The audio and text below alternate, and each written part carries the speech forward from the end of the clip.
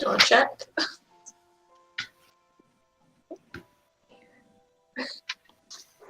Okay. Do we want to check? Someone want to check? Yeah, I think I'm on the right one. I think she says. I don't quite sure. Oh, it's currently an advert. Oh, for God's sake, no. Go away. So it doesn't seem to do sound on my phone for some reason. Twitch. Oh, shush. No.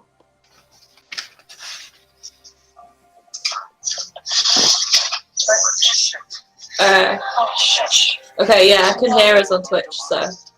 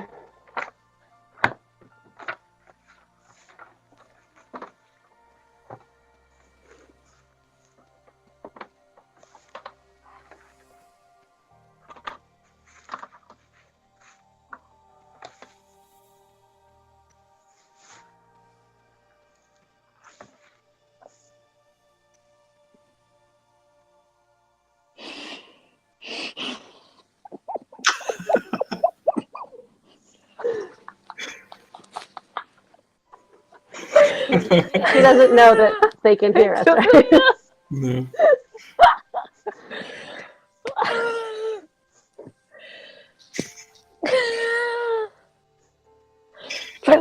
Oh, brilliant.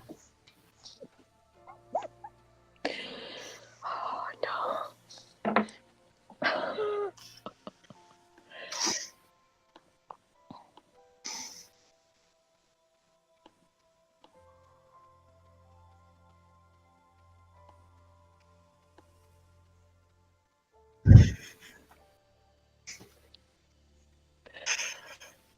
Is that you back, Drew?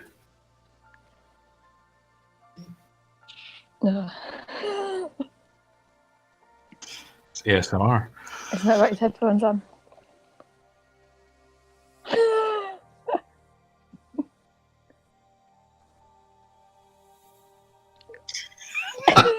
We could hear everything. Oh. Yeah, Everyone we can hear you. Hear us. Can you hear us now, Drew? Oh no.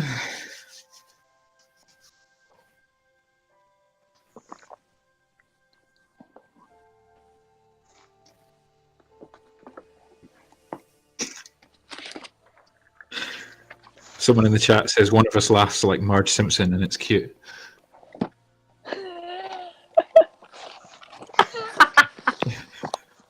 I don't know who that is. Maybe it's me.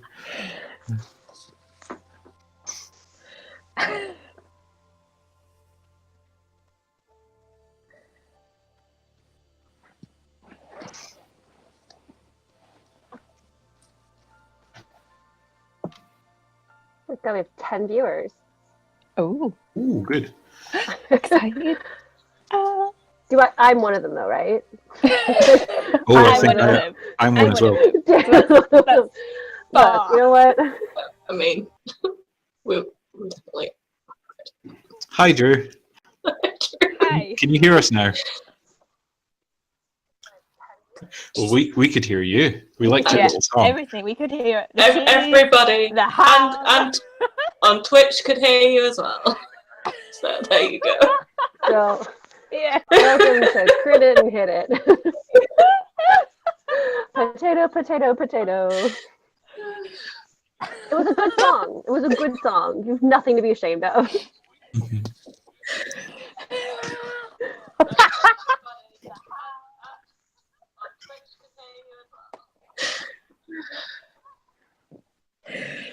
Oh, I did. Always me. I'm sorry. I fixed it. I'm crying. Oh.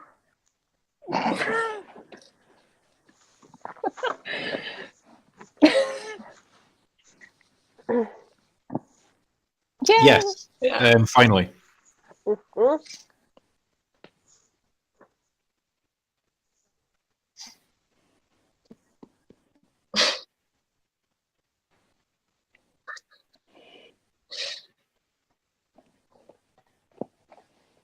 Mhm.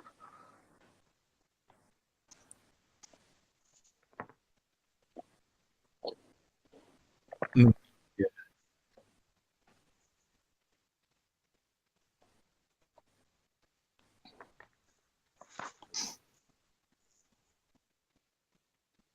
We're at 11. 11, I 11. think.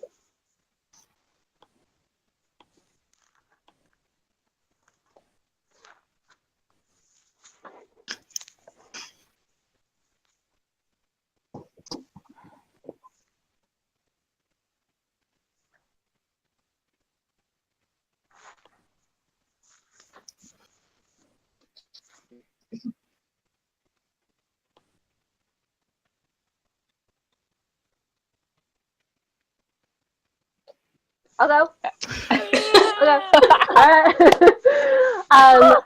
I am Laura. I am a dice maker at Dark Moon Dice. If you didn't watch the first episode, I am playing Eden, and she is an Eladrin warlock.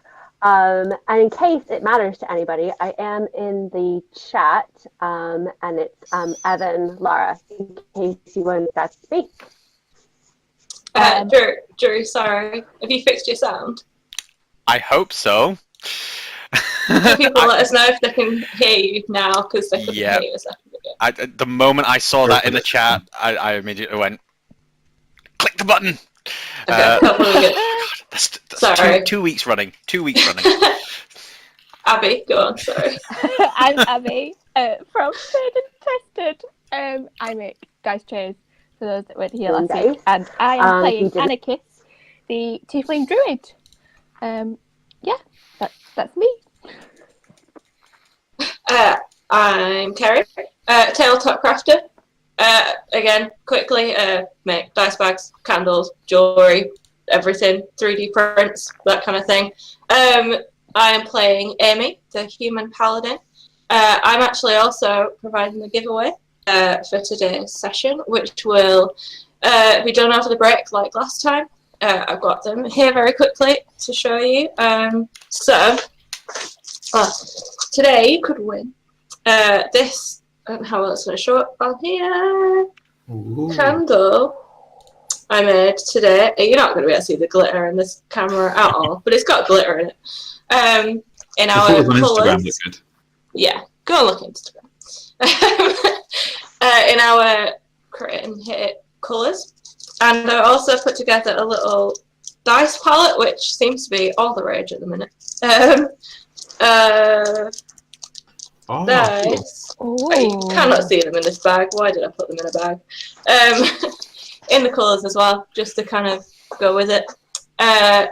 We'll tell you how to enter that after the break. Yep. It's me. Awesome.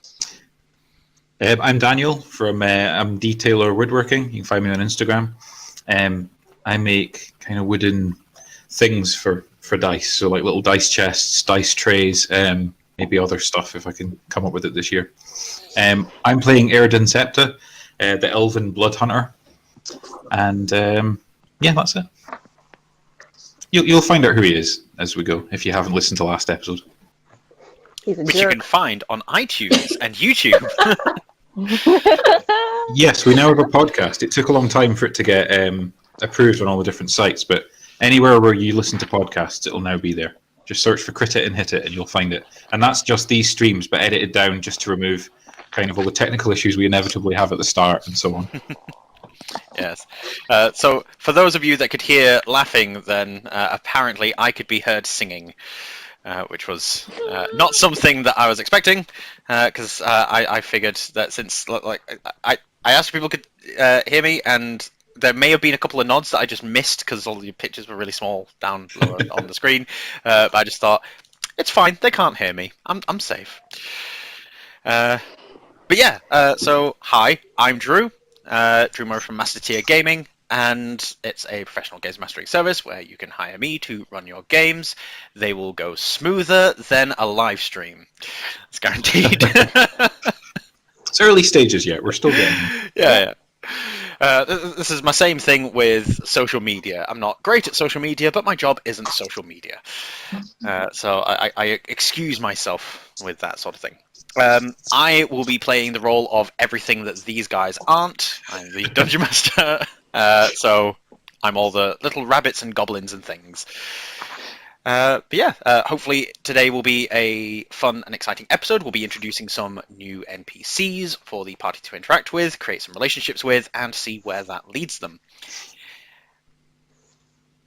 Any thanks or anything that we're going to give just now, or is that going to be after the break? Do that after the break. Yeah. Brilliant. Do you want to do a recap of last I session? will do a recap of Oh, last do you want to do? session. Yeah, do a recap then Bard's Tale. And then Bard's Tale. So, with regards to the last session, it was the first episode of Crit It and Hit It, where we met our 4 illustrious heroes. We got introduced first to Amy, the human paladin, then Erdin Scepter, Eden, and Anakis, who are the Elven Bloodhunter, the Eladrin Warlock, and the Tiefling Druid. I also had a little bit of a spiel about how I say Tiefling instead of Tiefling like everyone else. But my audio wasn't working then either, so you get it now. Yes, with all 4 of those, Nutkin the Squirrel and Enver the Sprite also being introduced. They all decided to follow a drunk guy as he careened down a high street in a small town near the city of Summergleam. Following this guy, he eventually wound up through an underground tunnel into a temple, which immediately sobered him up, and he enlisted the 4 illustrious adventurers and their 2 small companions to go on an adventure with him to find an elven prince who has gone missing, and to see what has happened to the crystal monolith of Uril. There's supposedly a citadel out in the middle of nowhere with a crystal monolith deep down inside it that Simon was going to see what happened. He asked some other people to go and check it out. They never returned. He went there, met up with an elven prince, and that elven prince is now missing. Simon can barely remember the details of what transpired because he's a bit of a drinker. You guys found your way at the end of the first day's travel at the farmstead of Ralfred and Isabella. They are both halflings. They tend the farm. They appear to have no one else living with them. They were inviting you to stay at their home when it was suddenly beset by goblins. The goblins were fought off, ably. The house may have been set fire to, accidentally. The fire was put out. I couldn't remember if we put it out or not. Okay. You had put Yeah. it out. Well, you didn't. I mean, You had the no royal part in view. that. You did not care. But at the end of the session, the rest of the party retired inside the house to get some sleep while Simon stood outside and guarded the door, and he did not seem best pleased. And so, with that, we shall dive into the Bard's Tale, and then see where we're picking up from. Okay. You want me to go ahead? Please do. Right.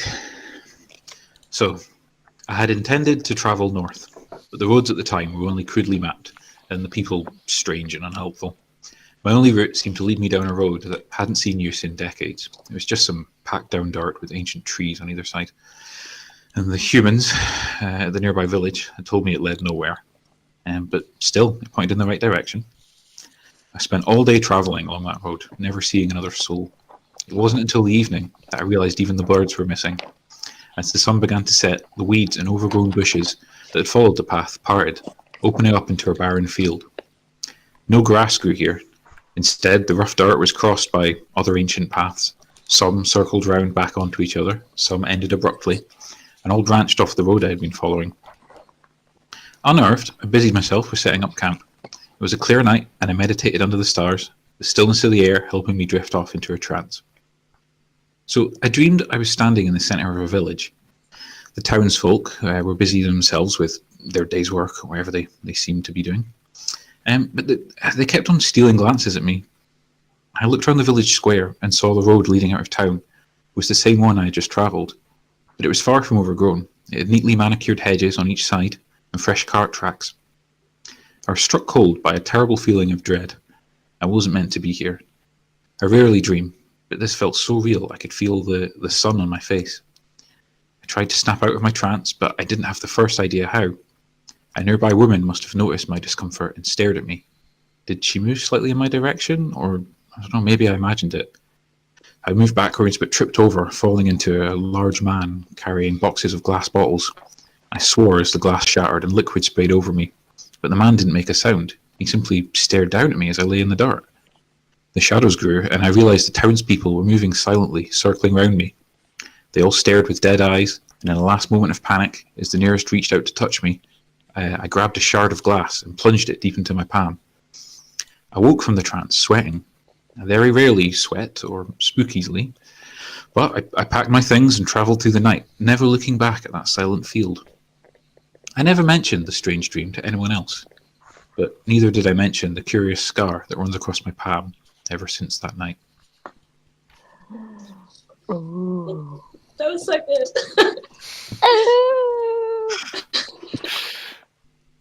Wonderful.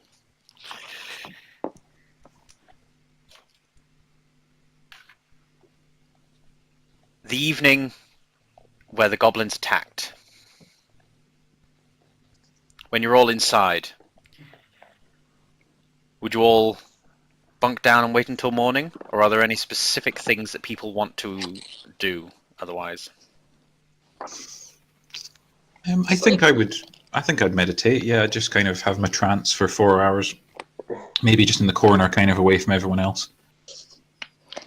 I want to see if there are any cute little animals.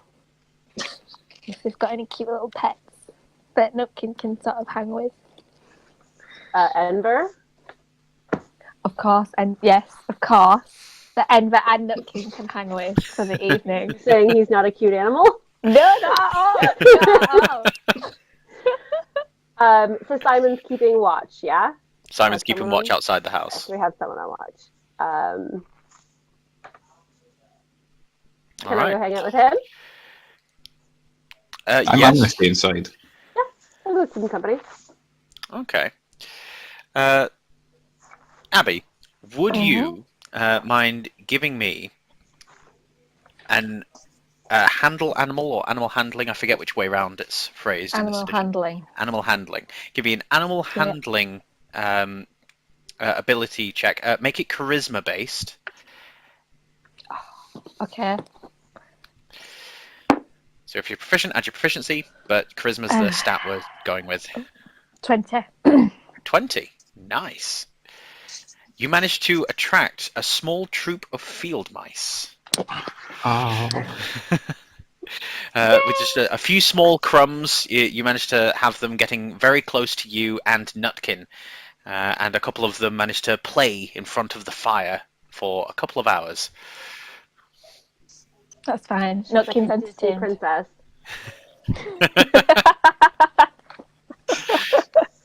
Yes, she is, and she has a song number now. Take it away, Abby. No. I'm going. Bye.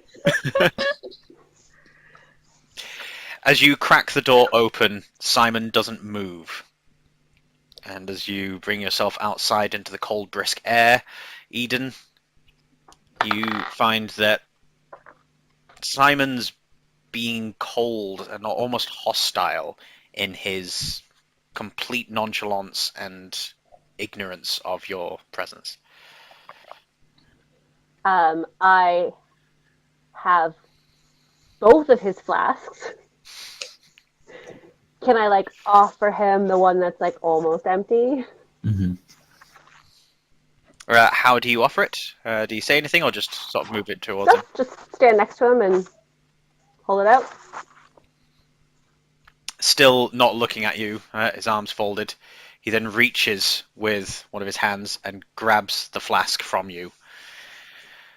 Holds it for a moment, and then slowly unscrews it. Holds it forward, and tips the alcohol out onto the ground. My God.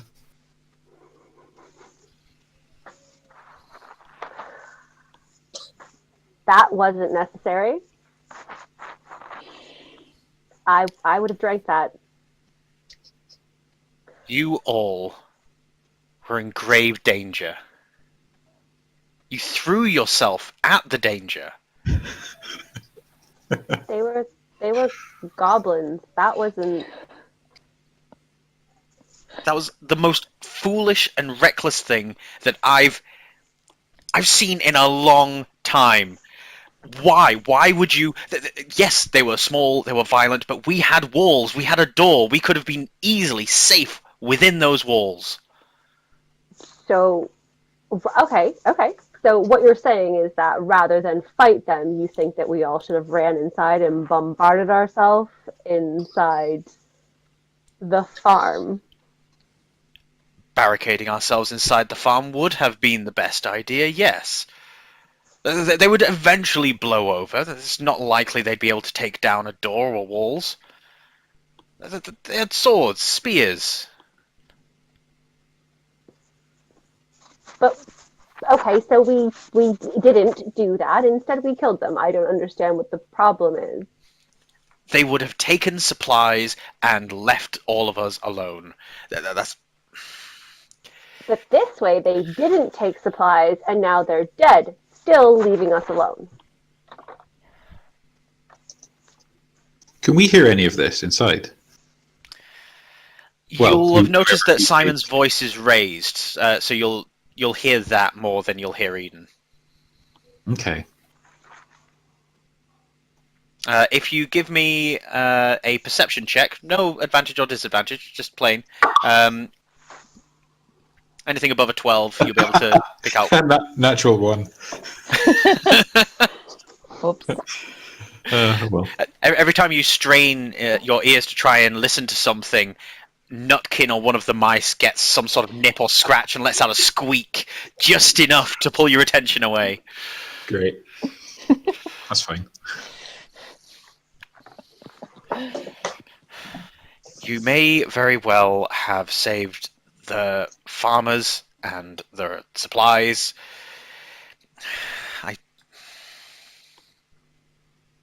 You did well to protect strangers.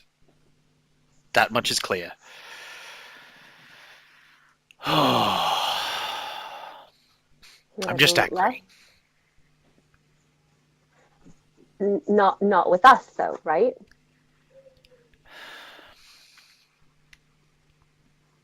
I don't know right now, Eden. I don't. I think I just need time on my own, just to center myself. Things just don't feel comfortable. Okay. I didn't mean to bother you. I'll go back inside. Just before you open the door, he turns and puts a hand on your shoulder. Thank you for the offer. I just need clear senses tonight. There'll be other times. He then turns and folds his arms again.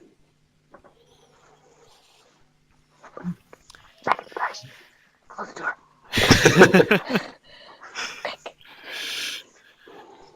Is there still a roof on the house? There is still a roof. So the fire had caused significant damage to one side, but it's still enough that it's covered. A heavy rainstorm, though, is going to cause a leak, to be sure.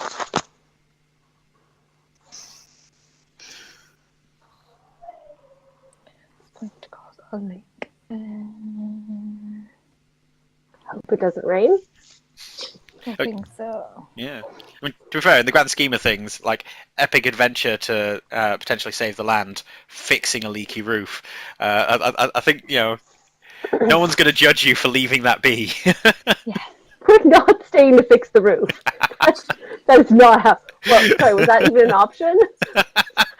I hope not. No. It just seems to be that Abby was weighing this up. Like, I just wanted to make it clear that we're not going to judge you for not doing it. I was thinking about it, but also just looking at the spells, thinking, what do I need to change? That was all. Fair enough. But yeah, morning comes. The sun rises, light streaming through the window panes. Ralfred and Isabel are both up very early. Ralfred sitting in a rocking chair and moving backwards and forwards.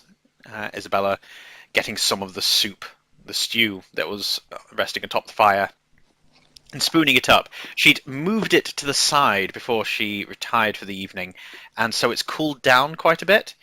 So it's more in the way of gazpacho, or some cold gruel that you're getting this morning. I eat it happily with the biggest smile on my face, and I say, "This is the best cold soup I've ever had." Not sarcastically, I'm like fully meaning it. Oh. Isabella gives you a polite nod and a smile, and sits to herself to eat it. You notice that she winces with every mouthful. Oh. I think I don't even try and eat it. I just pass it back to her if I'm past some. I look for like any sort of seasoning in the possible kitchen. You do see that there is a small burlap sack, like essentially a pouch set atop the mantle, and there's a few sprigs of various plants nearby as well. If you give me a nature check, you can identify if they're herbs or just decoration. 19.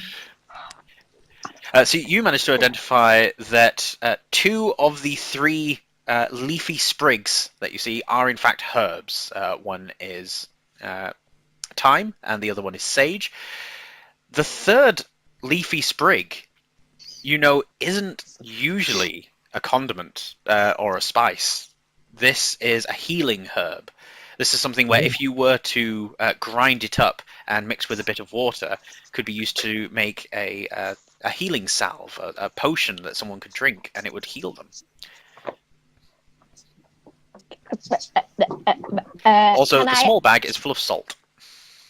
Okay, I'll take some salt and some thyme and put that in the soup slob thing, and ask Isabella how if I could take some of the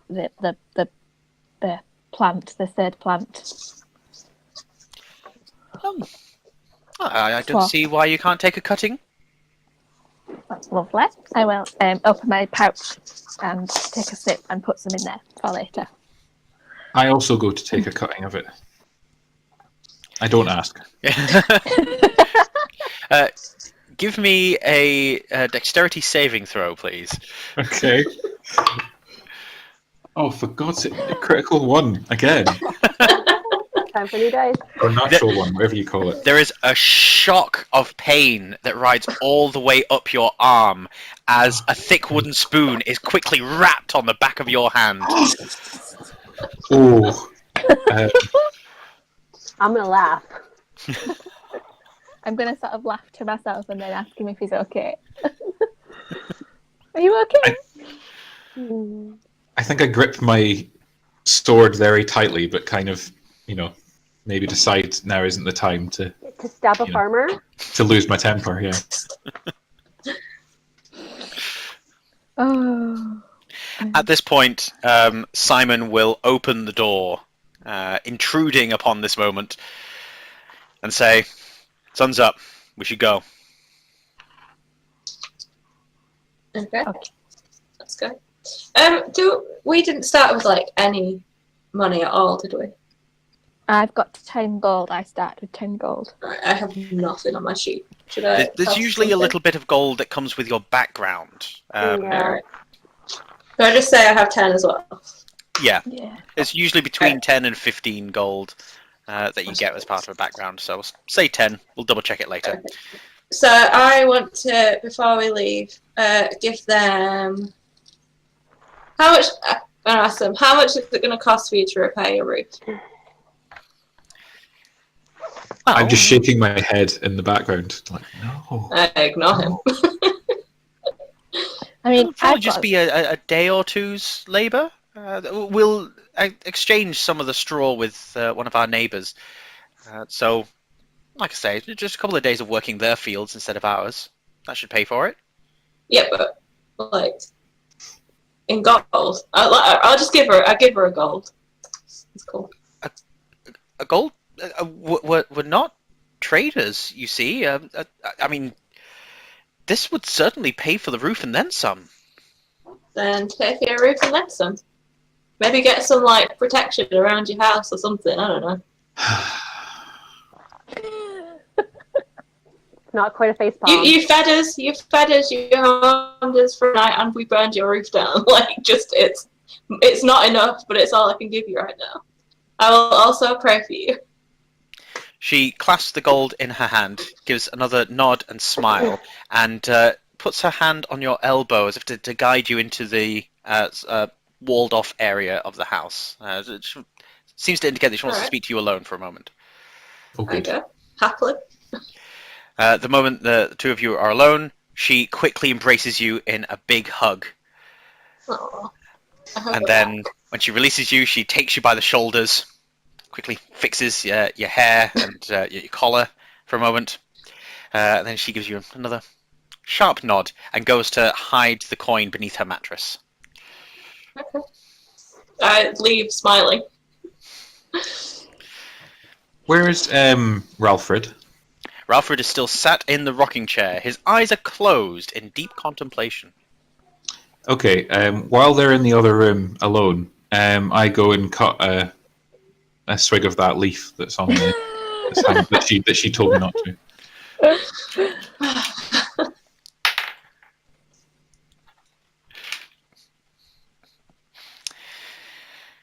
As Simon knocks on the door and without saying anything gives you a look and a gesture to escort you all out of the building, Ralfred then calls after you as you're leaving. I won't tell her.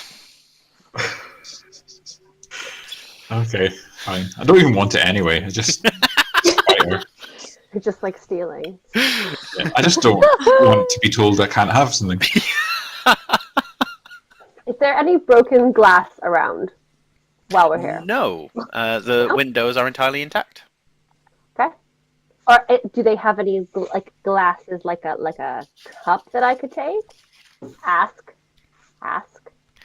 They don't have any glassware. Okay. They do have some pottery that they use as cups and utensils. Okay. All right. Heading outside, you see that Simon has fed and tended to the horses, and that the wagons are ready. Well, wagon singular is ready to go. As he climbs into the driver's seat, yes. I don't want to say anything, do anything before we go, because if you need to go to the bathroom, now's the time to do it. Never ever thought about if I need to go to the bathroom before a D&D. It's quite a big question. Like, do I need to go? I don't know. I don't even know anymore. I wasn't ready. I get onto the wagon and comment. What a wonderful day for a wagon ride. Oh wait, no. Can I do? Oh, I meant to do it when I woke up. So my it's not a big deal. as part of my religion or whatever it is, faith, I'm supposed to do like a prayer thing every morning. Can I have done that? Yes. I'll do that now. Oh, I don't know. I need to remember to do it. Sunrise is when I'm meant to do it. I did it at sunrise. It's fine. Yeah. We'll retcon it and say done at sunrise. Cool. Strictly speaking, that's something that can happen sort of like in the early part of like waking up, gathering up your bed supplies, getting breakfast, that sort of thing. You know, just Cool. quick prayer in the morning. The wagon is then yard onwards, the other horse riding alongside, and Simon seems to keep a brisk but not overly speedy pace over the hills. The sun starts rising in the sky, moving along. Hours go by, and Simon is wordless throughout. But in the distance, there is this odd, dark splot on the horizon that is drawing ever closer. There are... Is that to the north? It is to the north. It's in the direction that you guys are heading towards. It doesn't seem to be moving towards you. You seem to be moving towards it. Okay. Would someone want to be on the lookout? Since no one's actively riding driving the wagon, and you're all just riding. It's just the speed that will be giving you disadvantage. Not me. I don't think I'd be that interested in, keeping a lookout. Not that worried. I'll keep a lookout. All right. Would you like to make a perception check then, please? Uh-huh. It will be a disadvantage because of the speed, so you roll twice and pick the lowest. 11. 11. Yep. You note that the dark splot is definitely some growth of some kind. It's a few miles away, but you're noting some of the telltale signs. There's also a large amount of aerial life above it, a mixture of birds and small bugs, creating this sort of cloud hovering above it. There's also a lot of animal life that you're starting to see, whereas things were rather dead on the way to the farmstead. Now that you're moving further away from civilization, you're starting to see more in the way of small field animals running about the place. But they all seem quite scared. More so than there would be of just a wagon rolling through.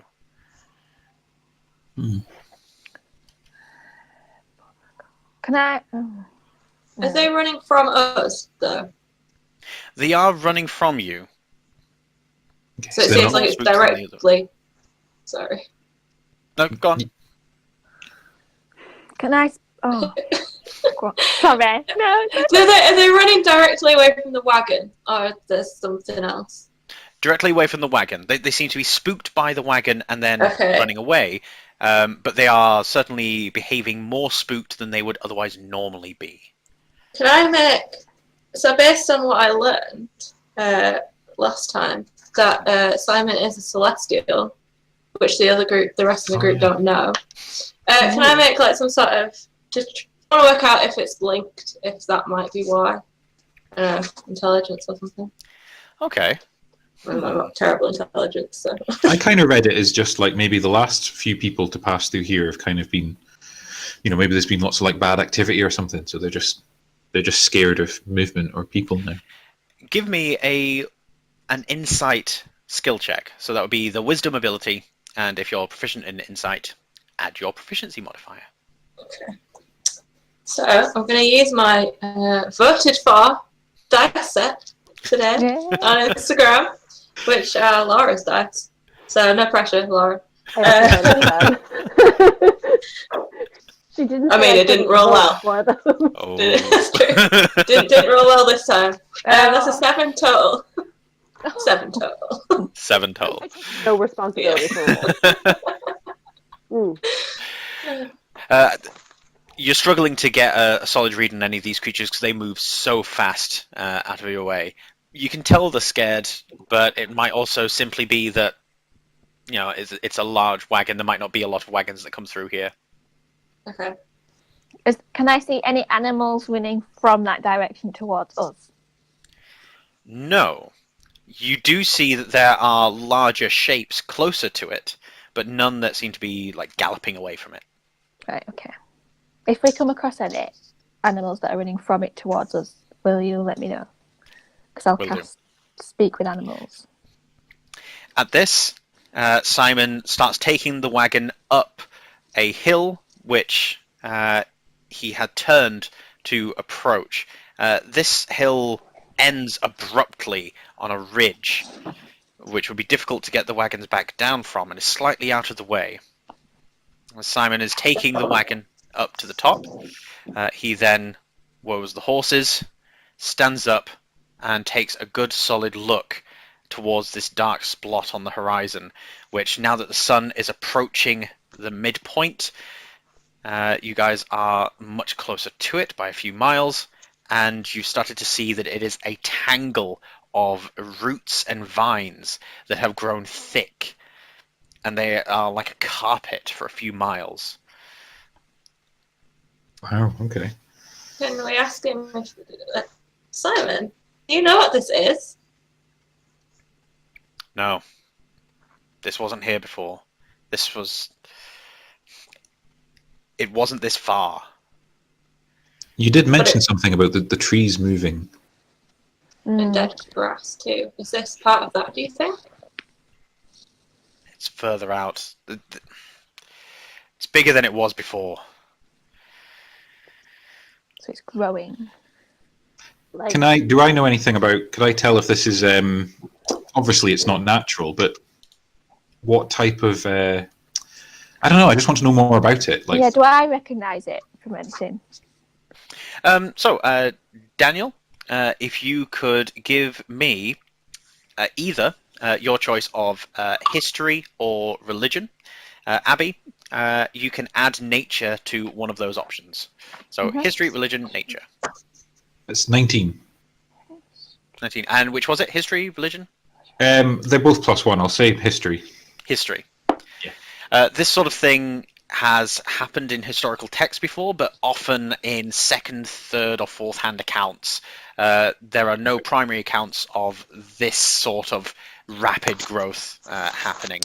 The second and third and fourth-hand accounts are usually raving people who are running away from supposedly destroyed villages and towns, claiming that mysterious robed people wandered into their town, planted an odd seed, and then within a week, the entire place was overgrown with vines that would strangle a man.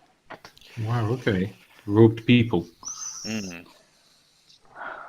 Abby, what was your result? Someone started this. 19.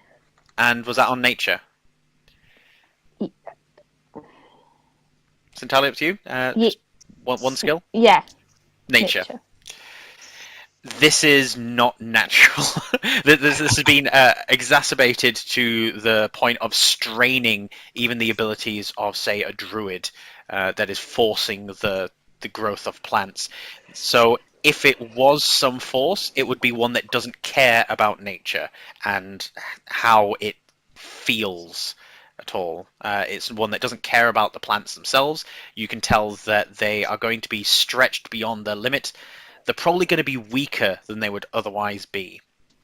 So they'll be easy to break through, but there'll still be thorns and spikes to contend with. It'll be difficult to navigate through, certainly. I'll tell everyone else what I know about it. Yeah, I will as well. Can I try and burn it? It's about 1.5 miles away, still. Oh. That is not my range. Yeah. It's not my range. Yeah, so he's basically diverted you guys to the top of a high point so that he can get a good lay of the land and see it. And you guys can see that this is something that does stretch on for a few miles. It's pretty much taking up the horizon to the north. Like, it's a few miles across or a few miles thick, basically just as far as we can see. It looks to be 5 to 6 miles across on the horizon. and is about 1.5 miles away from you guys. And then the depth of it seems to be roughly equivalent of like 5 to 6 miles. You can't quite see the end of it. Well, Simon, what next? Where do we go from here? Down into it. We need to find Merca. As he says that, a roar is heard at the base of the ravine that you guys are standing above. Oh. This loud roar is met with another roar immediately behind you. Oh, good. The roaring sound below starts moving, and you can sense that this creature, or whatever it is moving around the ravine, ready to climb up and meet with you, turning around and looking immediately behind you. About 60 feet away is a large black bear. Oh. Well, there's your animal. Can I cast speak with it? Let's roll for initiative. No! Yay! Too late. Why? Oh, damn it. Oh. 12. 12. 17. 17 for Abby. Laura? 9. 9. Kerry? 14. 14. Nice. So the order of things is the bear gets to act first, followed by Abby, then Kerry, Daniel, and then Laura. The bear gets down on all fours and charges towards you, getting to the edge of the wagon, rearing up on its back legs, roaring, exposing its chest and making itself look huge. This thing is easily 11 feet tall, if not more. Yikes, okay. It is now your turn.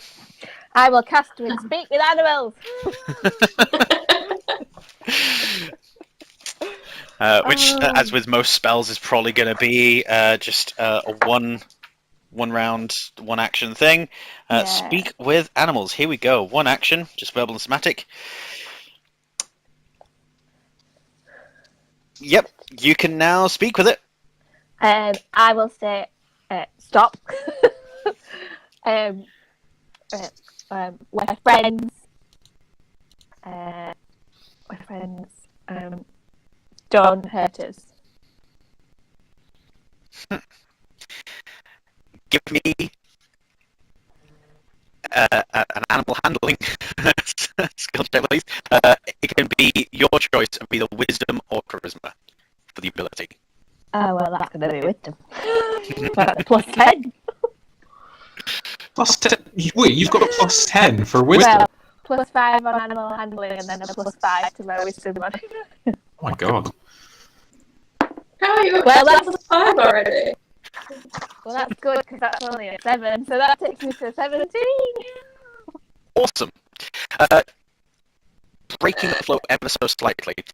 I'm experiencing an issue with my Yeah. sound, so just Me too. one moment and I'll Yeah. try and sort this out. Dude, it gives me time to read over my sheet just quickly. I know, I'm just researching my my druid class. I've got it all written down. I just need to learn my character more. Yeah. That'll happen as we go on. Yeah.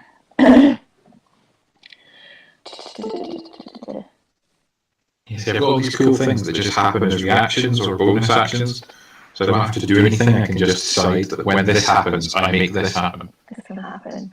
Yeah. I've never played a druid before, so this is our tiefling, so this is all new for me too. I'm normally a cleric. So druid tiefling is all new for me. Well, the character I'm playing I never even heard of before until I started making a character for this campaign. Like the class, but it's really cool. It's got loads of stuff that is unlike anything else, Yeah. which is always fun. There we go. It's fixed on my end. What about your guys? Yeah, that's Yeah, better. it's mine for us. Yeah. Yeah, sounds good. Fantastic. Sounded like someone was entering the Matrix or something. Anyway, so for your animal handling, that was a 17. Yeah. Oh, sorry, we're just getting Sorry, we just got a bit in the chat saying it's lots of echo, super echo. I think they said it's fixed now. Fixed Yes. now, yeah. Oh, of course. Sorry, we've got the I forget about the 30-second delay as well. Yeah. Yeah. Sorry to interrupt. Start again. That's absolutely fine. And let's just double check that I'm not muted. I say that. I'm probably going to find out that I am. With 17 animal handling, and what was it you said to the bear again? Sorry. Stop. We're friends. Don't hurt us. It then lowers its arms and looks at you somewhat quizzically. And then it curls its lips back, roars at you, leaning its face in ever so close, and then pulling back. Food and prove it. We are off to defeat that and save you from being hurt, and we don't want you to die. We don't want any of your family to die. All for a good cause. You notice that its body slumps and relaxes. It moves its hands in front of its chest.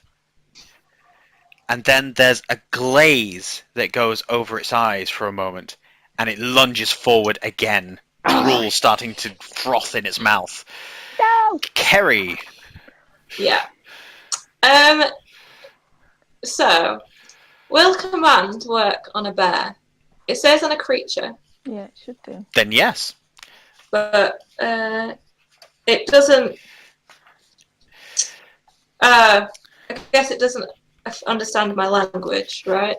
That's correct. Okay, never mind. Sleep again. I don't want to attack it. It's not really my thing. Right. Then I'll try and cast sleep again. But, well, I did sleep last time. I'm going to try and do sleep on it. All right. So, going to sleep. It is a... Can I do it at a Number of hit distance points. where it doesn't encircle the wagon, so it just like put it a bit further behind it so that it just covers the bear? Yeah. Yeah. So, creatures within 20 feet of a point that you choose. So you're choosing a point 20 feet away just so that it just gets the bear and nothing Yeah. else. Yeah. Right, roll 5d8. Oh, I didn't get 5 out. Oh.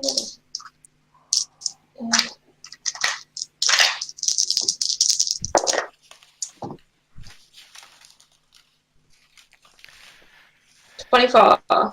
Probably not enough for a bear. We shall see. So you've rolled 24. You've reached for your symbol, which did we say it was on your shield? Carved into my shield. So thrusting your shield forward and jerking your arm back, allowing just this faint glimmer of dust to shoot from your shield and fly forward, spreading itself out. It gets breathed in by the bear, that then coughs, sneezes, and as it's collapsing down, says to you, Abigail, or rather to your character, I've lost Anakis. There we go. I was about to call you Anakin, and I knew that was wrong. So Anakis understands that as it goes down, it says, "Spores again," and collapses face down. As it hits the mud, another black bear rounds the corner at the base of the ravine, starts charging up, and as it gets to just a few feet from the wagon, then stops and sits on its haunches.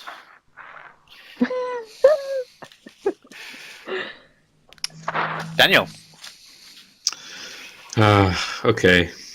I feel like I have to apologise every time I'm going to do something in character. Because he's going to shoot it. Yeah, I load my crossbow and fire at the new bear, the one that's just run up and stopped. No. But it stopped.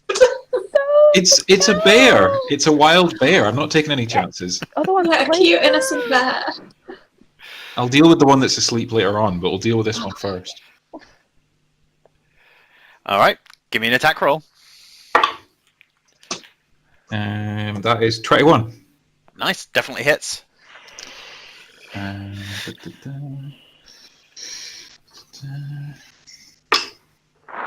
Oh, 7 damage. 7 damage. And what was the weapon again? Sorry. It was a crossbow. Crossbow. A light crossbow, if that makes a difference. So you pull your crossbow, you pull the trigger, the bolt flies true and gets the bear in the shoulder. It turns, growls at the bolt, looks at you, and then gives a large roar before leaping onto its all fours and charges the last few feet towards the wagon. Laura! I think we let the bear eat him. Sorry? She's saying, let the bear eat you. Someone's audio quality sounds really odd. It's kind of like scratchy or something. Just for a moment there, it did sound like something was rubbing against the microphone, but it's gone now. Okay. Sorry, what were you saying, Laurie? You're just gonna let it eat me? You're a bit of a jerk. I mean, sorry. Like, I hate to not, do things that'll upset you in character, but yeah, I'm gonna just. Yeah. That's what it is. Laura, your microphone's rubbing against your jumper, I think. Oh, sorry. There's not a whole lot I can try and dangle it nicely. It's alright. We heard you clearly enough that time, though. But that's fine. So, alright. So, not doing anything on your turn just now? What you can do is take the dodge action, which means Can I that help the bear?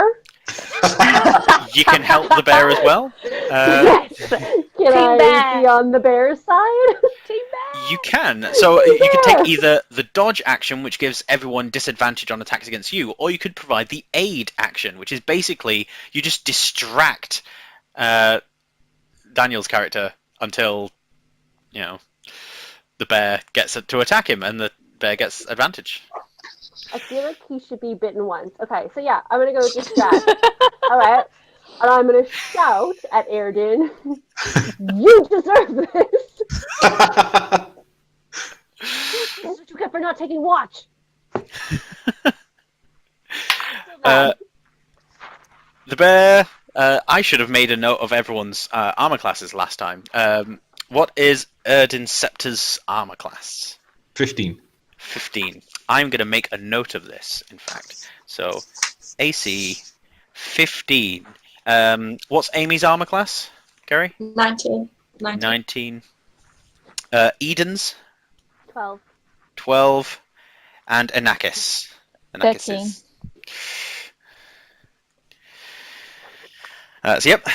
Charging towards Daniel. It rears up, swipes with its claws, and Simon brings up his arm to block it. Oh, the bear, wow. missing with its claws, but managing to bite down with its jaws, clamping onto Simon's arm, at which point Simon then raises a fist and punches him square in the face. Which does nothing but anger the bear more. Drew, can I jump in?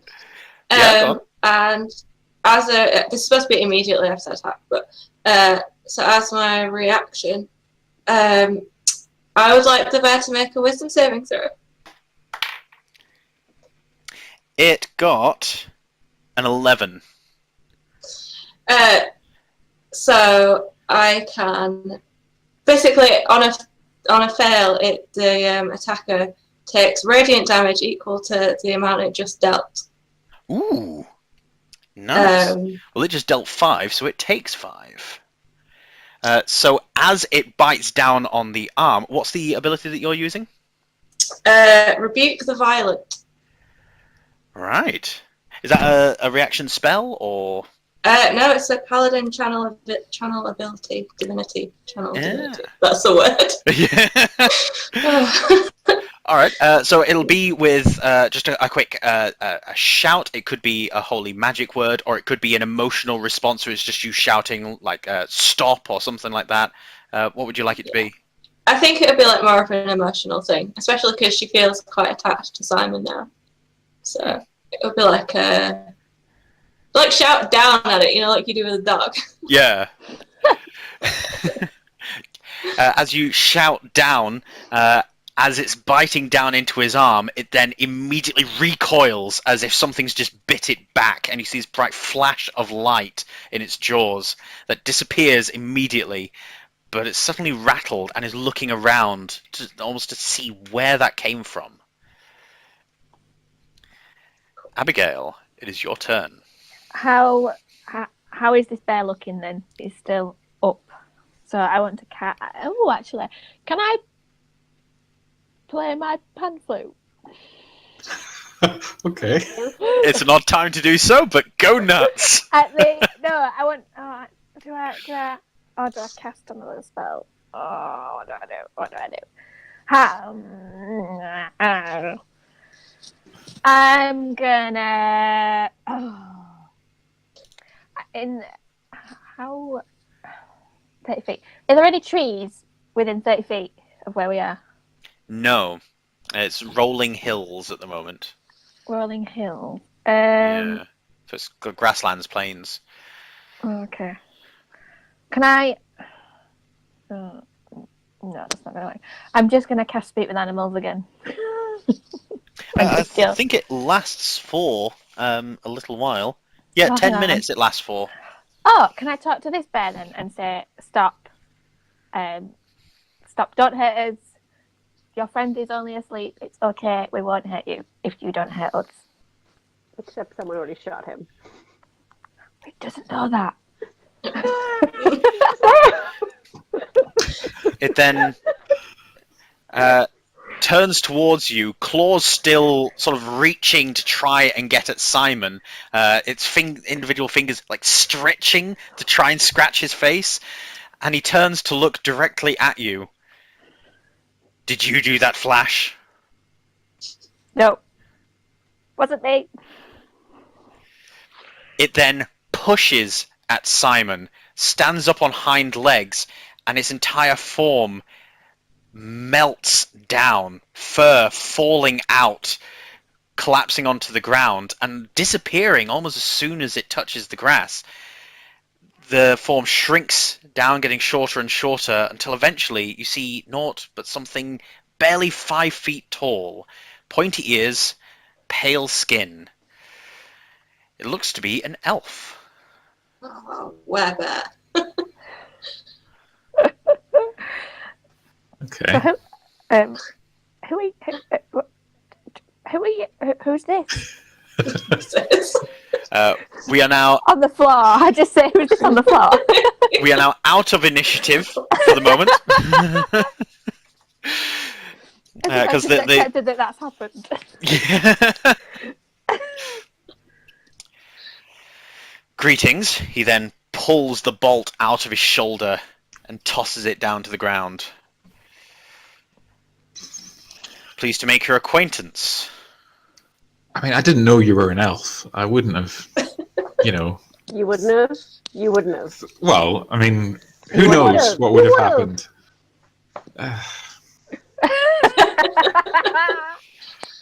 Damn it. Team Bear all the way. I stick out my hand and say, "Hello, I'm Amy. What's your name?" TM. My name is Taneris. Are you friend?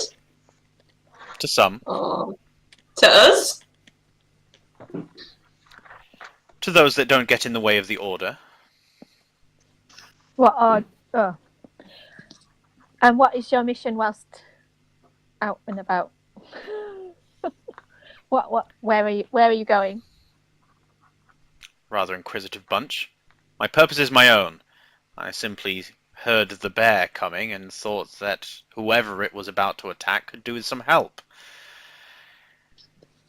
Speaking of You the got it bear, sorted. the bear that's still asleep, it's not going to last. It's not going to stay asleep for long, is it? No, No. it'll stay asleep for the next 30 seconds. Well, So we should probably scatter. Can we just check that that's not one of you guys, right? No, That's that's it. a bear. A real bear. Do you want to get on our wagon and we'll go and leave, and then we can talk away from the bear? If you're riding north, Yeah? I think we Which way can are we riding? Are we not North. riding? So, Oh, yeah. I say yes, and I push what I presume Eden has laid out across his part of the wagon out of the way and offer him a seat. I mean, the bear's just going to follow us. We need to deal with him. We don't need to deal with him. Don't. Sit down. I mean, I could just nick his tendons or. Don't make me Like- do this, Daniel. Ah. Don't make me do this. What you'd say. Well, no, I can't put him to sleep, unfortunately. Oh, I Thank God for offer a seat to the guy. he graciously takes it while starting to tend to his wound.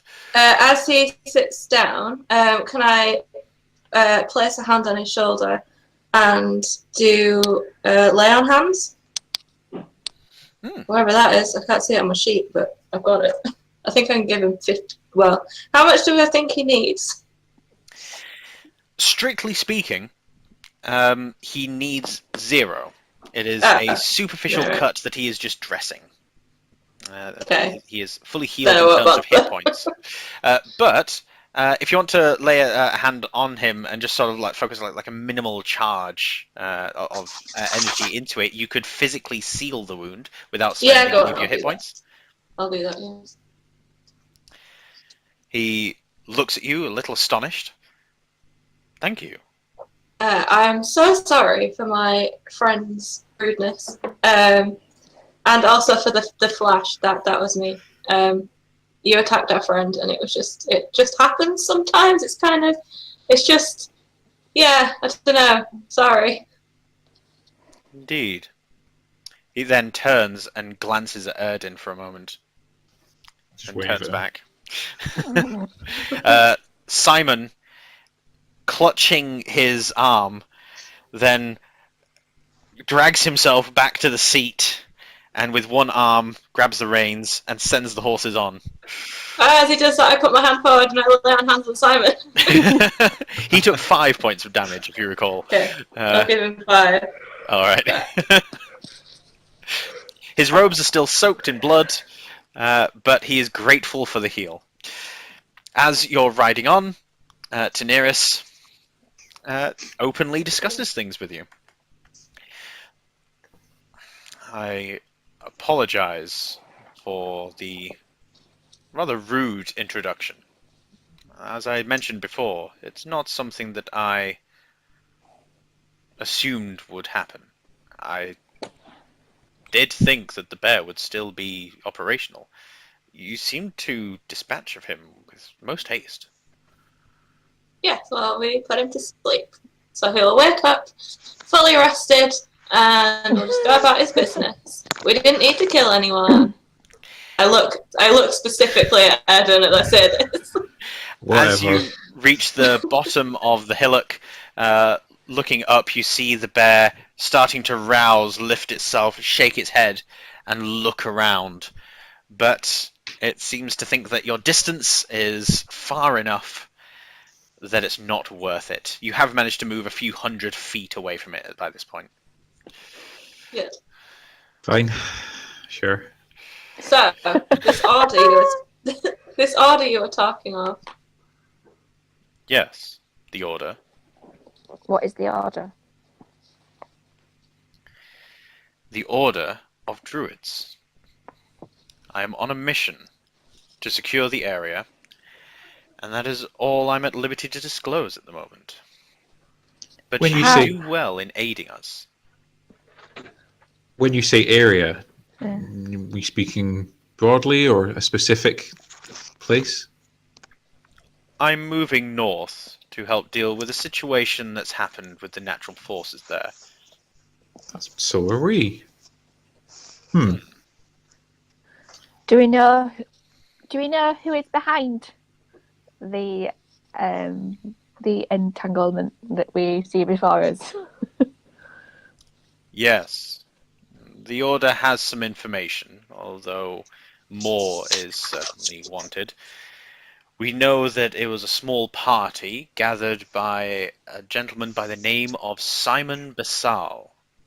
At this, Simon tenses slightly and just keeps his eyes locked forward.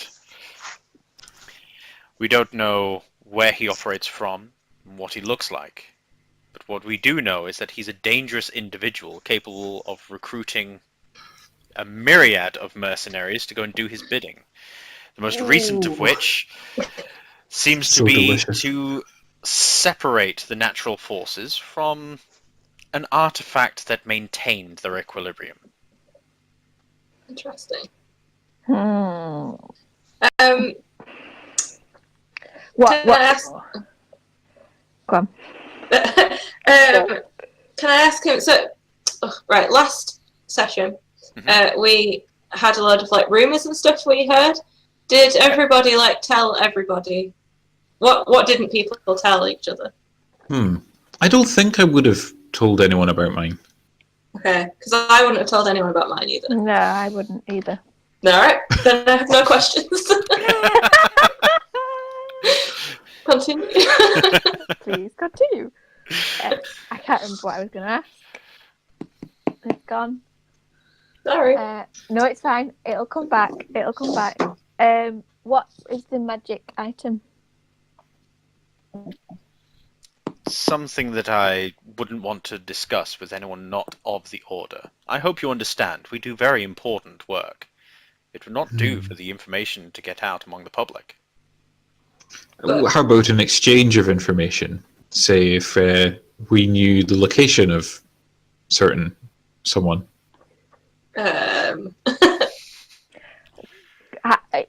Who is he sat next to? So he'll be sat next to Amy. And he'll have his back to Simon. Could I wish to have a quiet word with you. If that is possible. With Daenerys or Yes, Simon? please. Daenerys. By all means. He gets up and shifts over next to you. Go on. Simon's sitting in the front. Yeah. Is there like a space next to him? Yeah. There's a space to either side of him on the riding seat. Can I move to sit next to him, please? Distract him. Okay. So while Abigail, Anakis is taking Daenerys off to the side.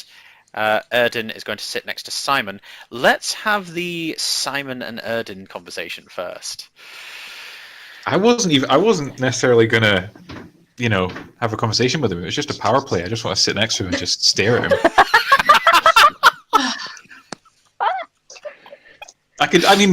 Just look at him and be like, distract him. Hey, how are you doing there?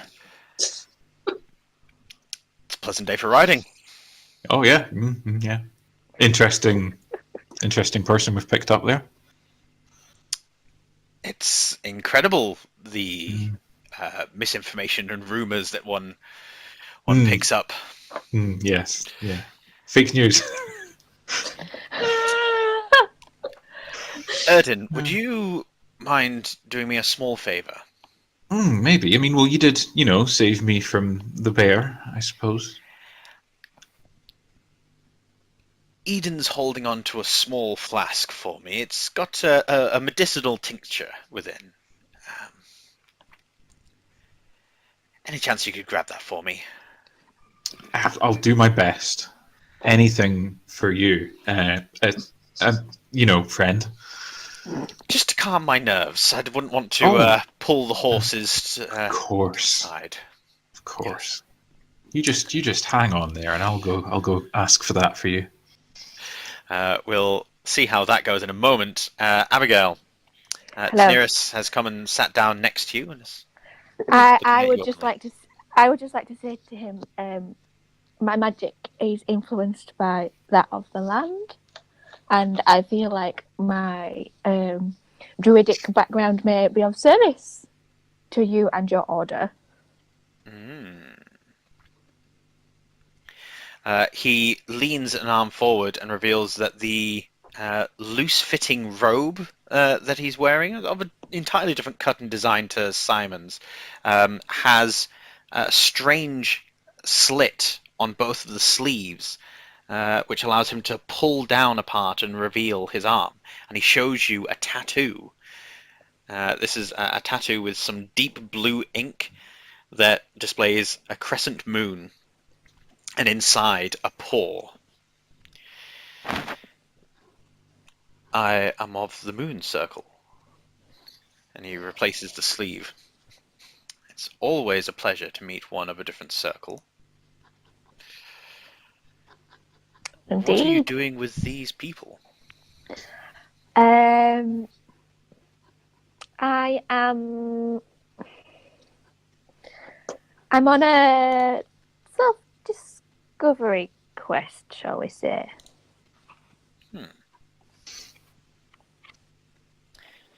Indeed. And that of one of a one that was sort of came about quite urgently. Let's put it that way.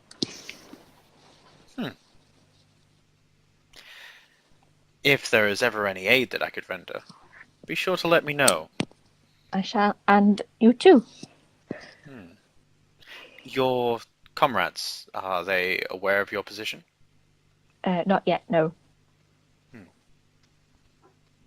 I shall be discreet. I too. As he's about to get up, he seems to almost realize something. If you do take me further north, closer to my destination, I would not deny your assistance. The focus is indeed one of the crystal monoliths. We suspect that its connection to the Feyweave has been separated, which is not something we've seen before. The crystals being pure Feyweave penetrating into the material plane. That energy, that power being left rampant and unchecked, disconnected from the source. It concerns me greatly. Yes, definitely. Are you aware of any of the other crystals being misplaced? None of the rest of them seem to be affected, thankfully. Right. But it Any is reason- disturbing my order. Any reason as to why this one might be, or who may be behind it? That Simon character I told your group about. He sent people in search of the crystal monolith, one that we did have a guardian of some 200 years ago, or maybe more.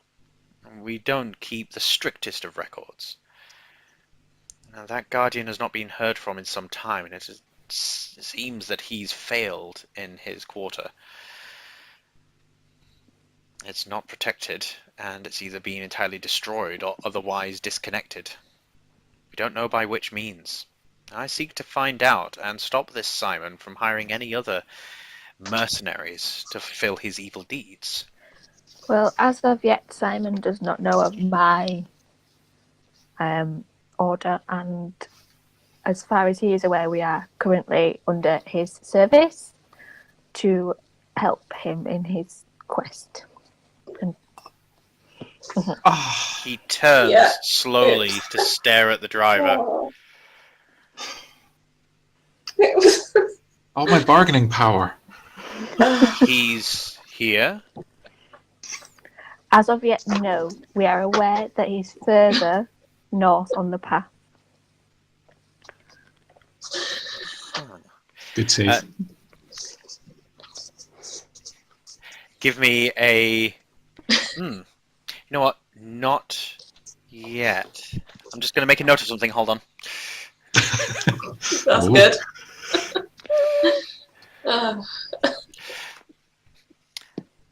He nods and then turns his eyes back to where the wagon is going, but no longer staring at Simon or Erden.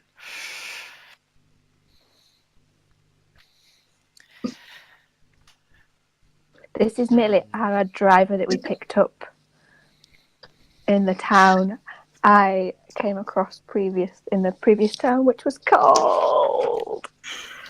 What was it called? Summergleam. Summergleam. Yes. Certainly a ragtag group you found. Yes. To find yourself in the employ of someone potentially as dangerous as this Simon Basal, it behooves me to warn you that there may come a conflict at some point. It may be that you cannot receive your payment for your task with him. Good to know.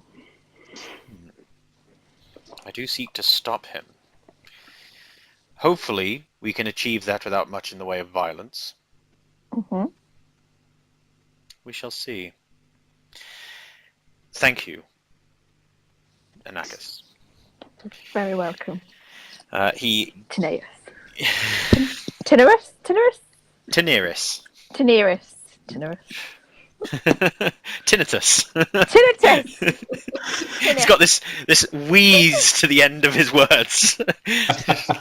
How you doing?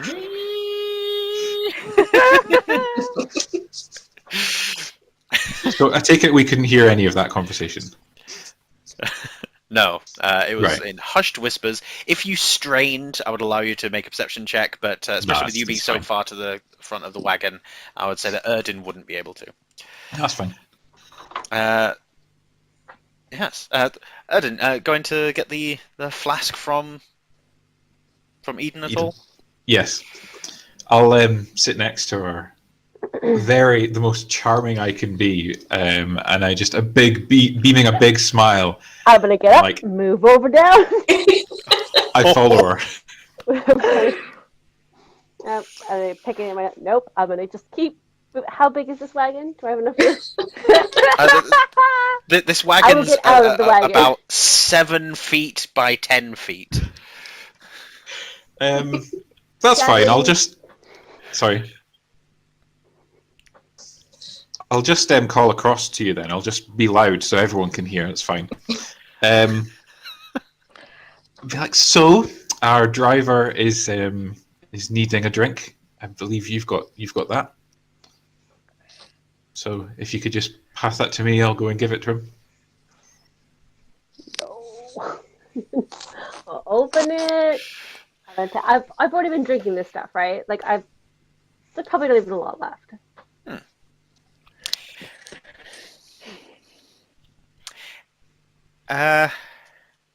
What's your passive perception, Daniel? Oh, it is 14. Allow me to... you spot trying to sneak past everyone's feet along the floor the very small form of Enver sneaking towards your boot and looking like it's about to try and bite you or stab you. Then it notices your eyes glance down at it, and it freezes. I don't know, take out my sword and just kind of wait for someone to react. Enver immediately dashes back to Eden. I'm like, oh well, that's strange. Sorry, I thought there was a rat or something. Anyway, we were talking. You were gonna, just pass me the drink there so that I can give it to the driver. Doesn't sound like something I do. No? Oh, okay. I mean, you could try asking really, really nicely. Or I could just sit here and just say whatever comes into my head. Yeah, or that. Loose lips sink ships and all that.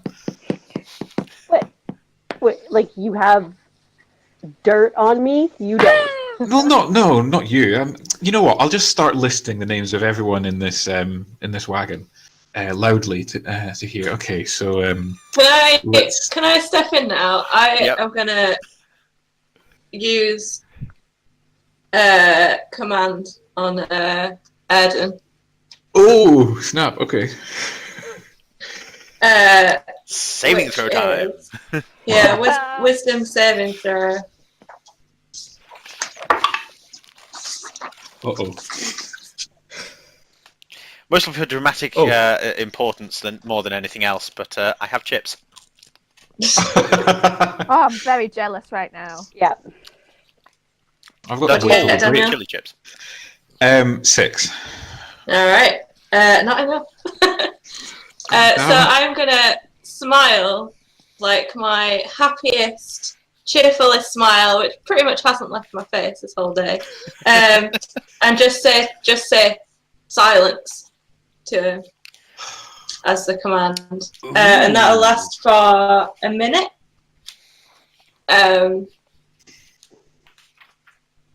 Yeah. What? Drew, what happens? What do I do? Am I silenced, I presume? Yeah, so you follow the command. So I'm fuming. if it's silence, you are silent for the next 60 seconds.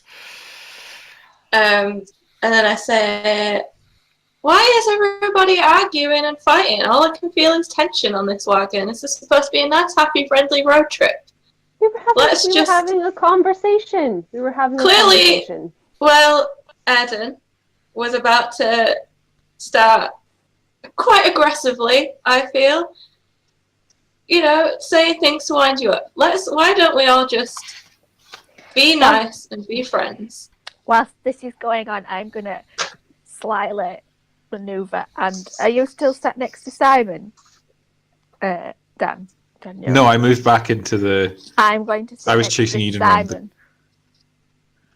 Okay. Sorry. Anakis is going to sit next to Simon. Yeah. Okay. He turns to you almost expectantly, and then his face drops a moment when he realizes that you're not Erden. Yeah, that happens a back lot. there. Hi. I was under the impression that I might have known the bear elf, but I don't. It's fine. Yeah. So this thing that's going on. Are you sure you don't know anything else about it? What the elf says. I dislike how true it might be. How true? I did hire people to go to this location to find the crystal monolith. I discovered it. I found it. I needed other people to go and get it. Something happened. Something has gone wrong, and now everything's ruined somehow. I wish I knew how to fix this. What is it that has actually happened? I don't know. We need to get there to find out. What do you fear that's happened?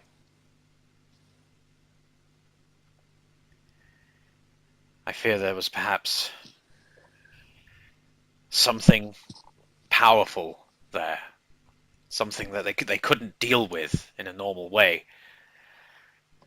So they had to use some power or take some drastic action, possibly even smashing the crystal itself. It may be that the shards still hold power. Small slivers tend to do so. I don't know. And what was your plan to do with the crystal if you were to be successful? Those crystals are worth a fortune. The Queen of Summergleam would have paid a ransom to get her hands on it. I could have bartered with the elves, the dwarves, anyone, everyone. Just finding one of these crystals is enough to make you rich. Having it, owning it. But don't you think it belongs where it's supposed to? Where it's supposed to be? That sounds like druid talk. They're always on about leaving things where they naturally belong. No, this is something that that could bring wealth and power to the region. Something that if I were to be able to control who gains access to it, I would be able to make sure that no one evil gets their hands on it. There'll be some spells locked inside that crystal that no one else has. But maybe that's for a good reason. You do sound like a druid. I've got a lot of druid friends. And a lot of elf friends and a lot of everybody. Everybody's my friend. Well, maybe you could ask your elf friend there to maybe back off a little. If he's seeking blood, I'll certainly try my damnedest to make sure that it's not mine.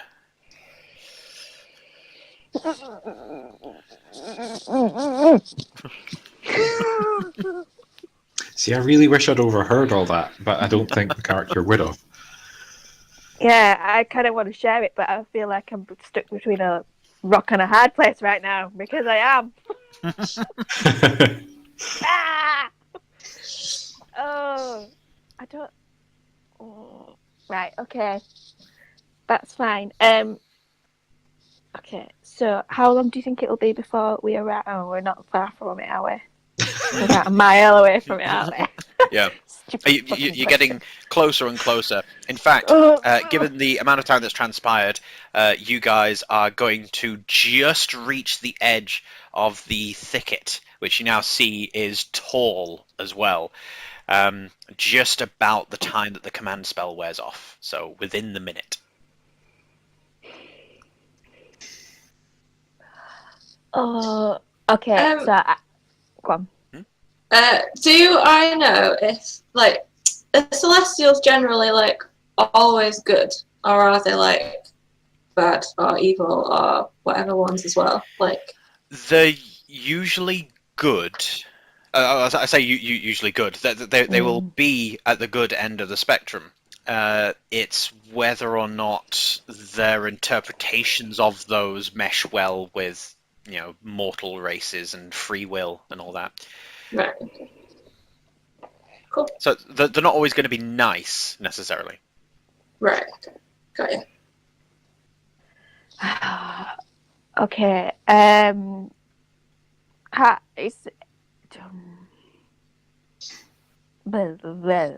don't know what to do. Okay, I'm gonna. 20 seconds until the command spell wears off. Oh, fuck's sake! I'm just staring daggers at everyone. I'm furious. Like your normal face. I'm going to. Okay, I'm going to move to Amy and whisper. We have two people who want to kill each other sat at either ends of the cart right now. I whisper back. I think you mean 3. And look at Ed. 15 seconds until the spell wears off. What do you think we should do? I have no fucking clue. I don't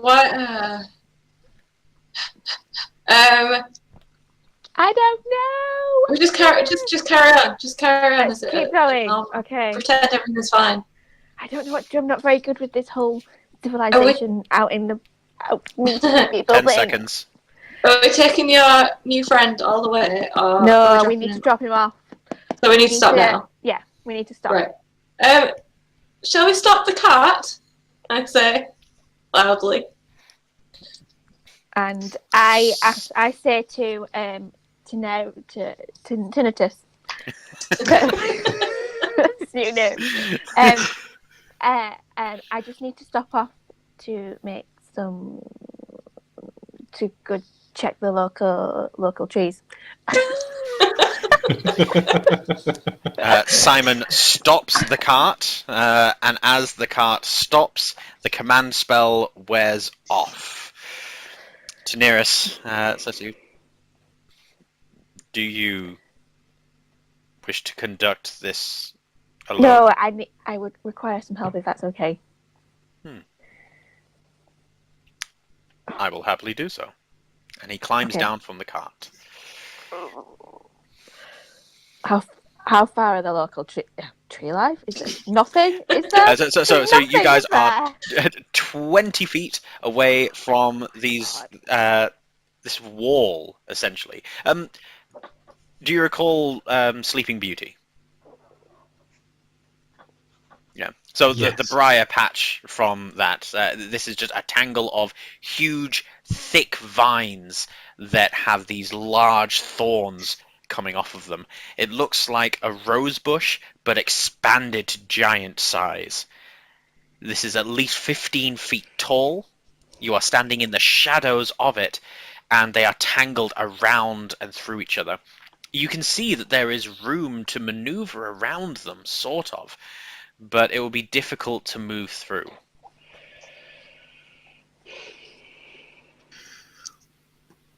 And are we still in the cart? We're still in the wagon. You guys are still in the wagon unless you want to move elsewhere? There's nothing stopping you? I think I've maybe jumped down and kind of, starting to have a look at all the trees and the thicket in front of us. Can I say then to you guys, friends, perhaps we should have a talk away from new companions for a moment. Over there, and I gesture my head for us to move away from both the new guy and Simon.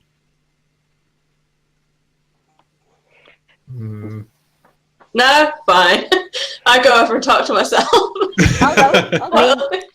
Meanwhile, Okay, I'll speak to Tinnitus. I'm just calling him that from now on. I'm sorry. I'll go join Amy and Eden. I'll go. cool. Well, I'll not say I'm gonna go speak, but I'll go. With them. Okay. And just say, I will aid you in your quest for the search of the crystal, but I feel like this may be better done separately. Therefore, we have we will have two possible vantages from different parts of this entanglement, this thing that we have in front of us. What do you think? That might be wise. We are currently being hunted. It would be a good idea for us to split up. Yes, I think that's very wise. Very, very wise. I shall go eastwards, circle around, and enter from there. Okay, we will go west and enter from there. As he turns and starts walking away, he walks past Simon in the cart, at which point he stops, climbs up onto the driver's seat, and leans in close to him. Abby, would you now roll for me a charisma ability check? This is a deception skill check to see if you were successful in convincing him before that is not Simon. No, I'm not doing that. How far from the cart have we got by the point he gets onto the... You guys will be 25 feet away. Right, okay.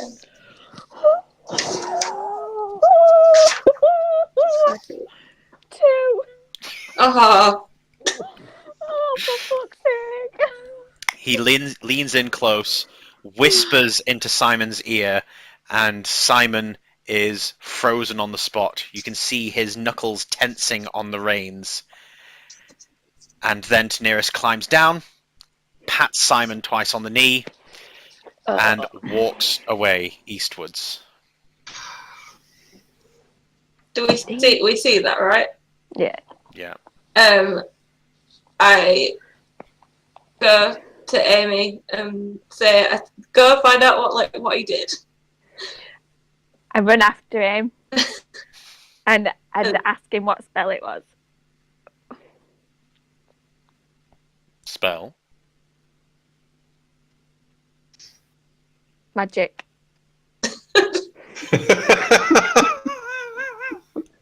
I simply informed your driver that I had a pleasant journey, and that I look forward to the return ride back to Sommergleam. Oh shit! Can I go check on Simon? Yeah, you can go check on Simon. Abigail, Abigail, do you want to do an insight check? See. Yeah, I was just going to Get a say good peer over, and then I would look him over and don't believe him at all. Does this mean I'm left standing next to Eden? Yep. 15. Why do I do a fucking good roll now?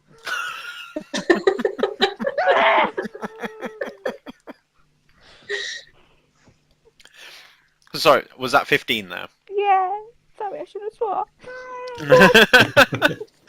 Sorry if there are any young people listening. So it's after 9. Fine, it's loud. So, you look him up and down. You see that he's being creative with the truth, but he's honest about the fact that he hasn't cast a spell. But he's got that sort of smarmy look on his face that means that he thinks he's got one over on someone. Okay, so it's not going to last very long. Right, okay. Right. So Amy approaches Simon. Yeah. Can I quickly just have a look at him first to see, like, is he okay? Is he moving? Is he? He is trembling. You notice that his left leg is wobbling up and down very quickly, and that he's tensely pulling on the reins, slowly clenching them closer and closer towards his chest, which you notice is starting to pull on the bridle of the horse a little bit. Okay. Can I climb up and sit next to him and, like, put a hand on his arm and very gently ask him, like, are you okay? He starts whispering rather hurriedly. If you want to strain and see if you can hear him, I or do. say something I to do, him. yes. All right, I give me a want to- perception skill check. Make it with advantage because you're very close, and there's not a lot in the way of distractions. Okay.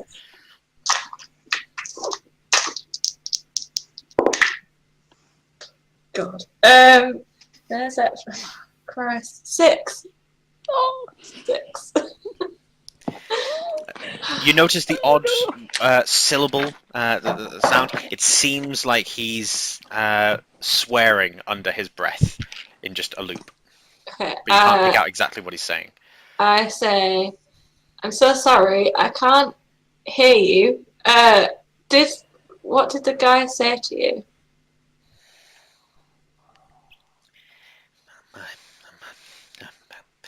My name. He used my name. Simon. That name. He knows who I am, which means he...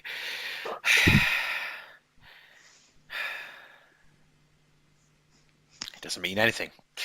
No, what? Please tell me, what does it mean? Well, you heard him on the cart. He thinks that I'm some manipulator, that I'm dangerous. When it comes to druids, there's only one thing they do with dangerous things. They get rid of them. At this I lean in and I say very quietly, like very, very quietly, Simon, I sensed what you really are back at the farmhouse. I know what you are. I will protect you to the end of everything. I will not let him hurt you.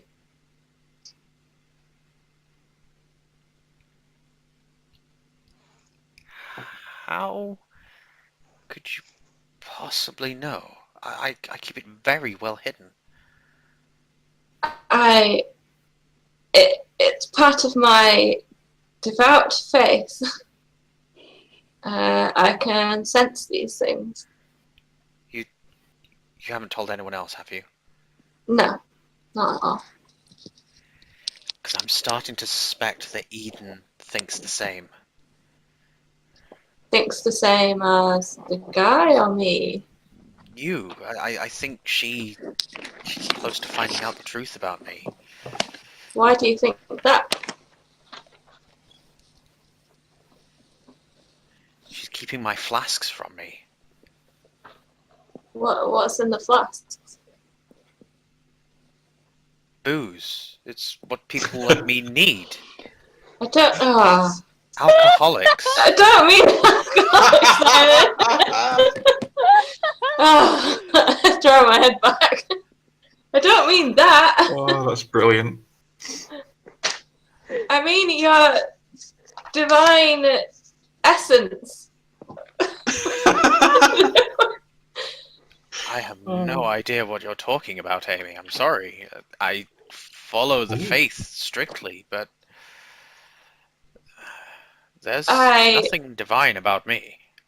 I lean in even closer and whisper directly to him, but you're a celestial, Simon. That's you what see the colour disappear from his face again. I think I need a walk. He slowly climbs down from the wagon and starts walking away, keeps turning round to look at Amy and stumbles a couple of times since he's not looking where he's going. I catch up with him. I'm just going to let him walk off. He speeds up as you get closer, eventually disappearing at full pelt, running. Oh. Right, can I, before he gets out of range, can I try another spell? Yep, go nuts. As he starts to run, I'm going to use command again. Okay. So a wisdom save, please. Mm-hmm. Oh. And what would be the command word? Stop. Oh, I was going to say, I used to use this all the time. I used to say, back. Oh, that's good. Stop works. All that. He's not that far, is he? No. No. He stops, slumps his shoulders, lowers his head. Just let me go. Go where? What do you mean go? You are saying crazy things, and I just need a drink. The nearest pub that I know of is back south. Okay. I'm going south. Simon, I will get you your drink. Don't run and leave us, like, stay on this journey with us, because we don't know where we're going. We need you. Just forget what I said, it's fine. Forget it. Probably my senses are off, it's fine. Just, sometimes I get it wrong.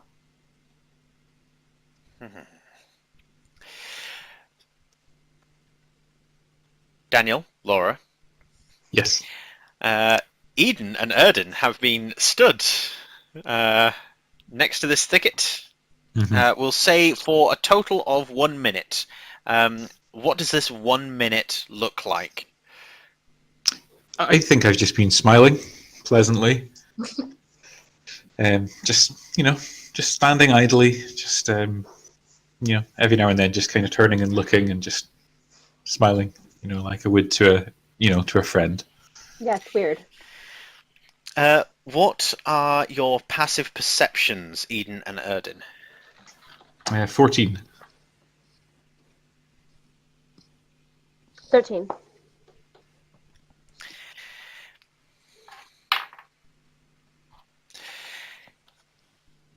As you're both stood, smiling, shrugging shoulders, giving cold stares at each other.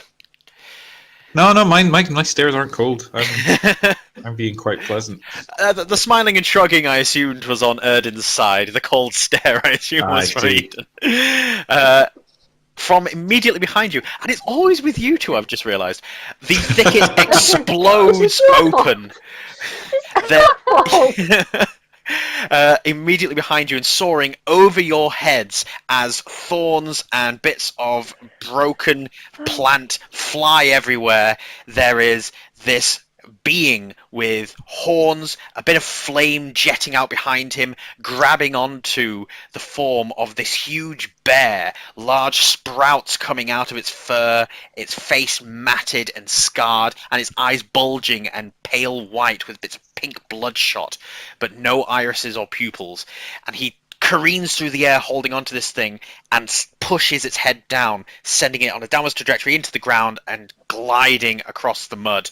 He then raises his fist, and as he brings it crashing down into the bear's face, it strikes, knocking the bear out, and produces a jet of flame as it goes down. Okay. We're going to stop for our break there, and we shall I'm not return. hanging out with you anymore. That's enough. Fair enough. thank you very much to everyone joining us so far. We shall be back in about 10 to 15 minutes. Just going to go and recharge, get some cups of tea. One thing first, the giveaway. Yeah, we need to set up the giveaway. Yes, that's a good point. So, 15-minute break-ish. In the comments, in the chat, just write the word candle. We're going to do candle this time. And then we'll do the same as last time. We'll add all the names up, put all the names in a list, random number generator, and pick a winner that we'll announce probably after the break. So 15 minutes, and you could win a candle that I made all by myself today. It's soy candle, so it's all vegan friendly. It smells like pine, kind of trees and stuff. I'm really selling it. It's a mix of cut grass, evergreen, winter pine, and fresh linen. So it's kind of a fresh day in the meadow smell is what I was going for. And then the dice palette that goes with it. So yeah, candle in the chat. Yeah. Okay, and we'll be back at about 5:30-ish, and we'll pick a winner and let everyone know. Yeah. Brilliant. Awesome. See you in a bit, guys. All right. Bye.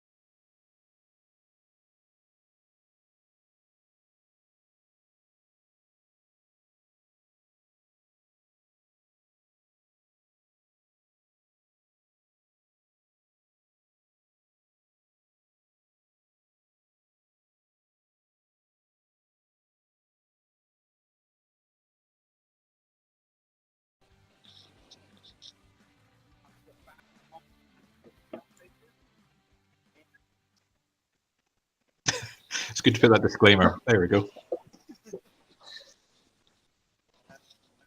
They didn't hear any of that because I didn't unmute my microphone. It's unmuted now. They can now hear me.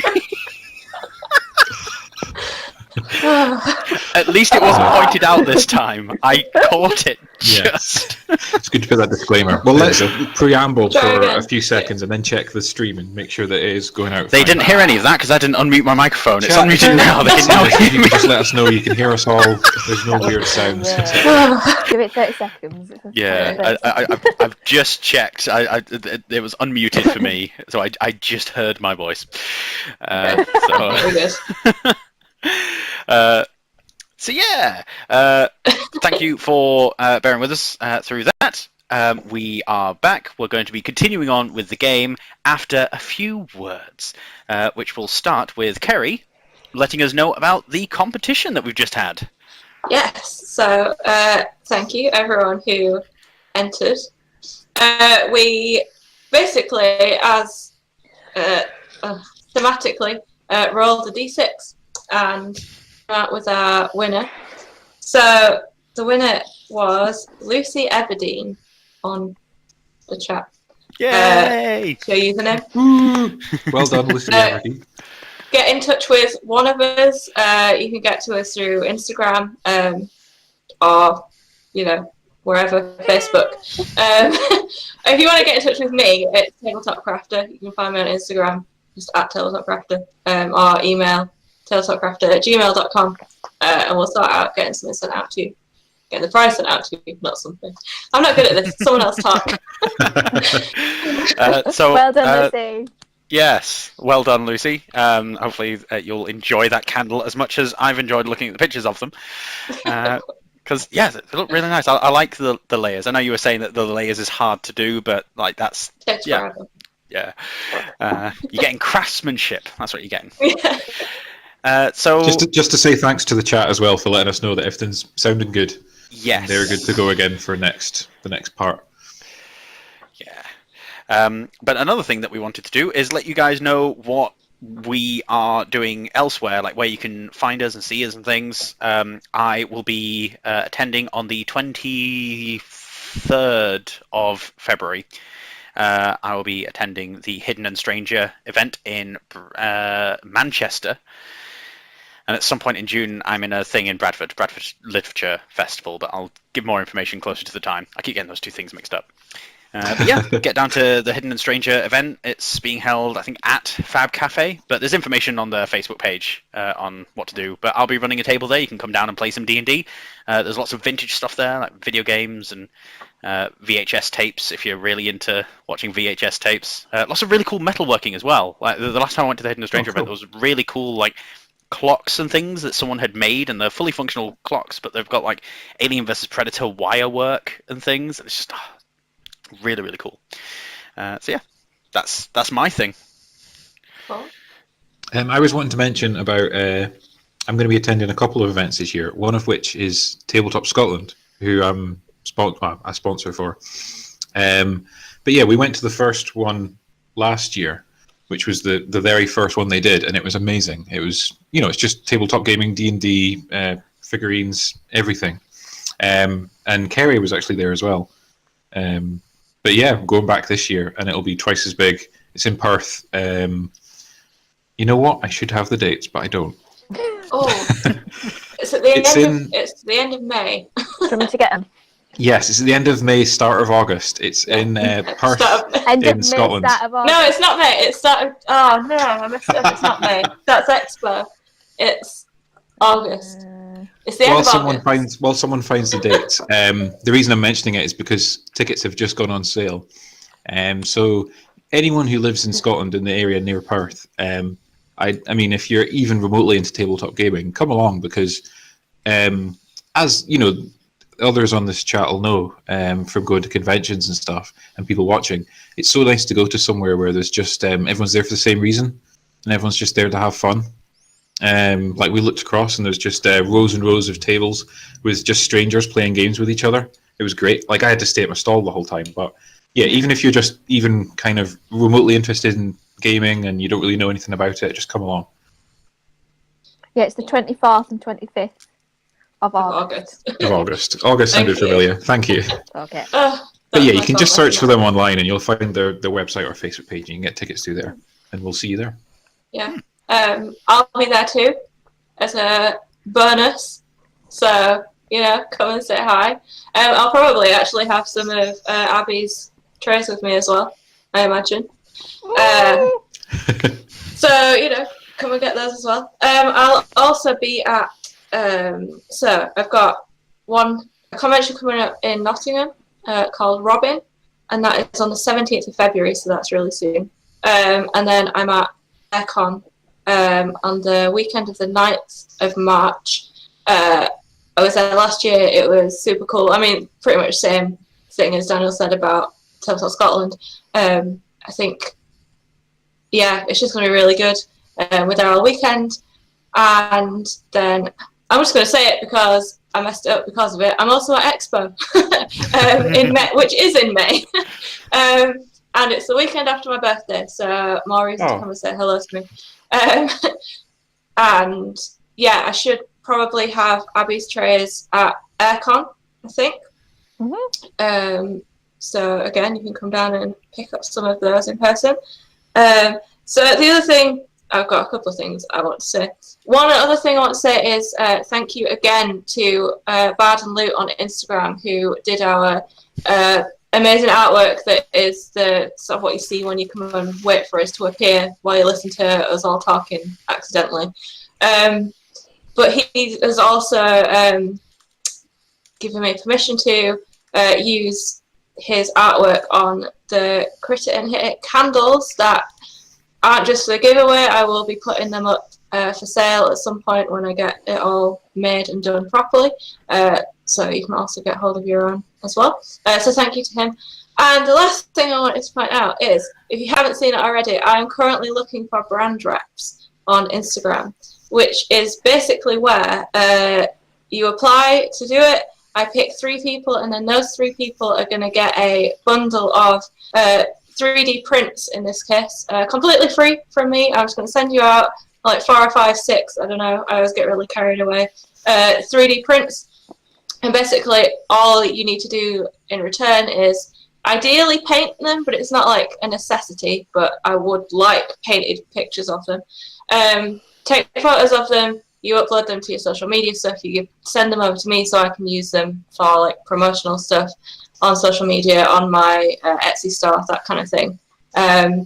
That closes on the 22nd of February, so all you need to do is take a picture of how you use minis in your game, or if you just generally you collect D&D things like dice or whatever, put it up on Instagram, or you can tag me. I think probably tag me on Twitter and Facebook. I'll check all those as well. Tell me why you like D&D, and yeah, I'll see it and then pick not a winner. I'll pick a brand reps. That's how I feel. I'm not very good at these. I could write them down, but then it's even worse. So that's a great idea. Yeah, that's good. Yeah, it's fun. I had a couple last year doing it for like the bags and stuff, and it went really well. So go for it again. Yeah, we'll have information on things like that going up on various social media outlets as time goes on as well. So you can get more of that info if you want to get involved with that sort of thing. Another thing that I wanted to shout out about, but it's not like as big and important as everyone else's things, so I'll leave it to the end, but I wasn't aware if anyone else had anything else. I just wanted to say that yesterday we did the official kind of mini pre-launch at darkmoondice.co.uk, where I'm going to be selling all my sets through. It was only 6 sets. They were gone in 3 minutes. Wow. So they sell pretty quickly. But I am looking at doing a Kickstarter over the next couple months to launch some more mass-produced but 100% designed by me dice sets.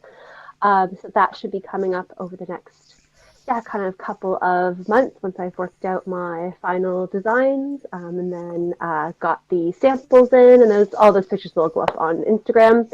So for those people who either can't get to the handmade sets in time, and the handmade sets are more expensive because of the work that goes into it. So if you can't afford the handmade sets, you can still get something through Darkmoon Dice designed entirely by me for kind of slightly lesser costs. So keep an eye on my Instagram and Facebook for that. Yeah. We saying that it's the mini dice that sold out really quickly? Those are the handmade sets. All right, handmade sets. I was going to say because I saw someone's picture about not long ago about super small dice. I can't remember if that was you or not. Oh, I had some mini dice on mine. I filled one of my little mini bags with a load of mini dice. If that's what it was, Ah, I don't know. okay, that was probably. I remember seeing the mini dice and I'm just like, that must be really fiddly to do. Like, but yeah. I just went to your website, Laura, and it's so cool just to see all the sold out little signs next to the dice. Yeah. I need to It make my own didn't take website, long. I really do. Very exclusive. it Yeah. did not take long. But I there'll need be a to mix. do a There'll be still handmade sets, and then there'll be kind of more, like I said, mass produced, so more people have a chance to get to them, but still 100% designed by me. Yeah. Brilliant. Cool. Abby, anything? No, I'm thinking about doing some sort of Kickstarter, but I'm after ideas. So if anybody wants to get in touch, it's on my list of to-dos, but it's quite far down at the moment. So the last thing that I want to bring up before we go back into the game is my son Eric is 5 years old, and he decided that he wanted to help me with the designing of some of these adventures. So we went through the monster manual, and then he got really interested in the idea of playing D&D. So we, very much paring down the rules, made some characters. So he drew some pictures. He decided to draw the spectator that he wanted to throw at people. So that's his four-limbed beholder spectator creature. Uh-huh. And he decided to make 3 characters, one of which he drew a picture of. Meet Bum Bum the Dwarf. Sorry, I'm not laughing at it. I just love the name. Yes, That's adorable. As mature as it is, we had a look through the player's handbook, talked about the different classes and races, and he decided to make Bum Bum the Dwarf Rogue, Poo Poo the Dwarf Monk, and Wee Wee the Dwarf Barbarian. There's a theme. Yeah. There is a I'm theme. Yeah. Picture and put them on Instagram. In fact, I should do, yes. I will go and put those on do Instagram. If we don't bump into Bum Bum the Rogue Dwarf, I'm going to be very disappointed. If we bump into BB, the Rogue Dwarf, I know who it is. Maybe not or PP. Yeah. But yes, I just thought I'd share some artwork from a fan. That's really sweet. Yeah. Yes. That is our announcement section. Do. We need a transition tune or something.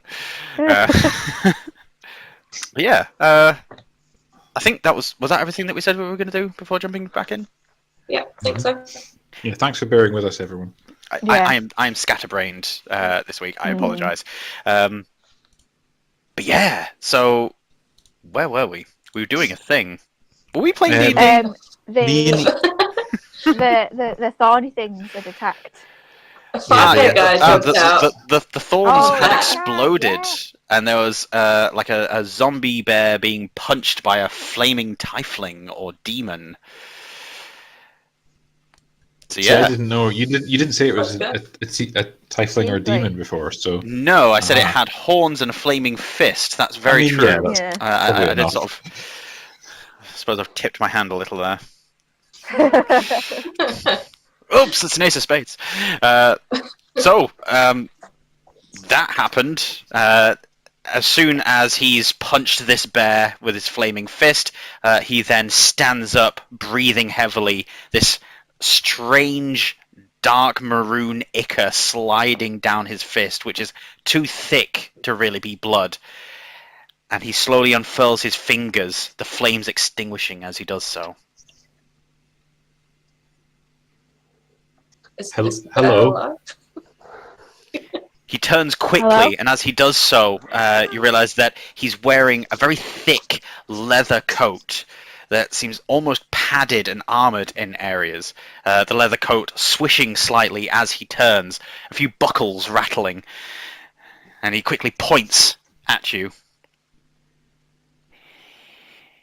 You're alive. I think so, yes. Good. Good. Is he cute? Just while we're here. So before you stands a very exhausted looking, bags under his eyes man of about late 20s, early 30s, tall long horns that spread out from his head to make it almost like a letter Y when he's standing, but his figure is a little built up, but not to a ridiculous degree. His face is pointed, or almost elven in appearance. He's got an aquiline nose going on and a very strong brow ridge. But by a lot of accounts, people would say that he might be handsome, despite his purple skin colour being quite different from what other people would be used to. Not too handsome, of course. Not comparison, no. Would I feel... Not more handsome than me. yeah, like, is there... I mean... Just Would I saying. feel threatened by him? Yeah. Do I need to puff up myself? Yeah, how handsome are we talking? Like on a scale of 1 to Airden. It's okay. I think it's a different kind of beauty. Internal beauty.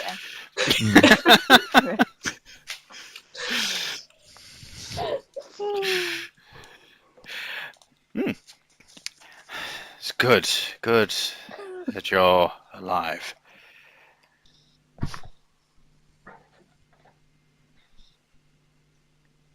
I think we're safe. He then wipes his hands, spreading some of this ichor around to his leather gloves, and then he squats down very quickly and starts shifting folds of this bulbous bear around, and you notice that some of the skin starts sliding off the connective tissue below hand, and he seems to be looking around for something. This will also be something that draws the attention of Simon, Amy, and Daenerys and Anakis. I puff up my chest and shout across to him in a very commanding voice, as commanding as I can do. You there, friend or foe? Depends who's asking. Well, what's your purpose here? What are you doing to this animal? He stands up, flicks his coat aside, and then pulls out a small dagger from behind, and then drops it back down again and starts carving into the bear's chest as this sloshing sound accompanies his response. I am making sure that it doesn't come back. Okay. Can I try and take Simon's hand and get him to come back over with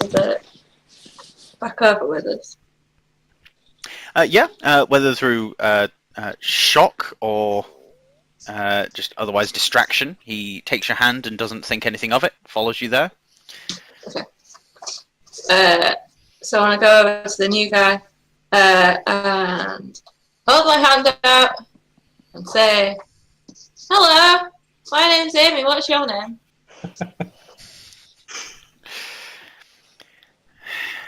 Bit too much sunshine about you.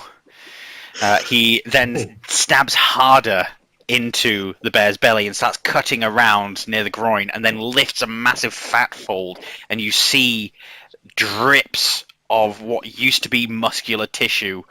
The stench of this thing rising up seems to be accompanied by this puff of a cloud of some kind emanating from the organs within that are putrefying. You notice that there are also tangles of bone or sinew that are blackened and hard as rock inside that he starts to try and peel away and snap. I'm not one for happy hellos. So what do you Okay. have to take out to make sure that it doesn't come back? That's what I'm learning. I'm just sort of watching from a sort of further back, just sort of taking it in. I'm not comfortable with it at all, so I don't really want to be involved. He knocks his head slightly as if listening to the ground. I'll be nice. He stands up, slowly takes off his glove, leaving the dagger down in the bear. Takes off a glove, has a bare hand, which is clean of the ichor. Xander. And he's pointing it shake at his Amy. hand heartily. It's a pleasure to meet you, Xander. The pleasure's mine, I assure you. What are you here for? He then takes his hand away, starts putting his glove back on. I'm here for things like this. I'm also looking for a small bone fragment. He gets back down and starts ripping open the bear, making jagged cuts along it. I'm just looking for things, and I'll be on my way. I will be out of your hair. Don't you worry about it. I wouldn't go in there, though. More of these things. Can I lean over and look very curiously down at the bear and then turn to him? Is this thing undead? Of a sort. They started moving around in there. A few weeks back, absolutely fine. Now, something's got them spooked. Can I use my divine sense? Yes. Detect good and evil. Location of any celestial fiends or undead, and a hallow spell. If memory Within serves, it's 60. within 60 feet, yes. Yeah. You sense a hallowed artifact just at the edge of that 60-foot range to the northeast that very quickly moves out of the way. Your tunnel vision focusing on this spark of light that then disappears, as if someone's carried it out of range. In front of you, you see the fading energy of an undead, which, when you look at the bear, you see... have you ever stared at a carpet or a wall so long that you notice like the pattern on it just sort of starts shifting ever so slightly?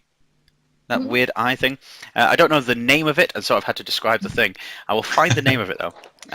But that is how the bear looks, just constantly shifting, not quite settling. And that not quite settling matches the unsettled feeling you get when you look at it. But that feeling starts to recede over time. So this thing is/was undead, but the energy that was animating it is disappearing. Okay. I can't sense any more undead through the thorn bushes. No, you can't sense them through there, no. Right, okay. And the thing that was 60 feet away, the hallowed thing, is that in the opposite direction to the thorns or into the thorns? Sort of skirting around the thorns, around where Taneris was heading. Is it Daenerys? Is he gone now? He is gone. He is gone in that exact direction at the exact same time. I see. Alright. I turn to the others and stand up straight, very proud of myself, and say, "Yeah, this thing is undead." I agree. And your new friend, Eden, has some sort of hallowed thing.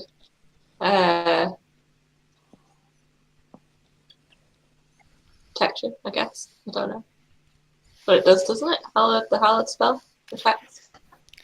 Oh, well, the Hallowed spell strictly, yes, it gives a modicum of protection, but it also just makes a thing holy to which other effects and things can be attached.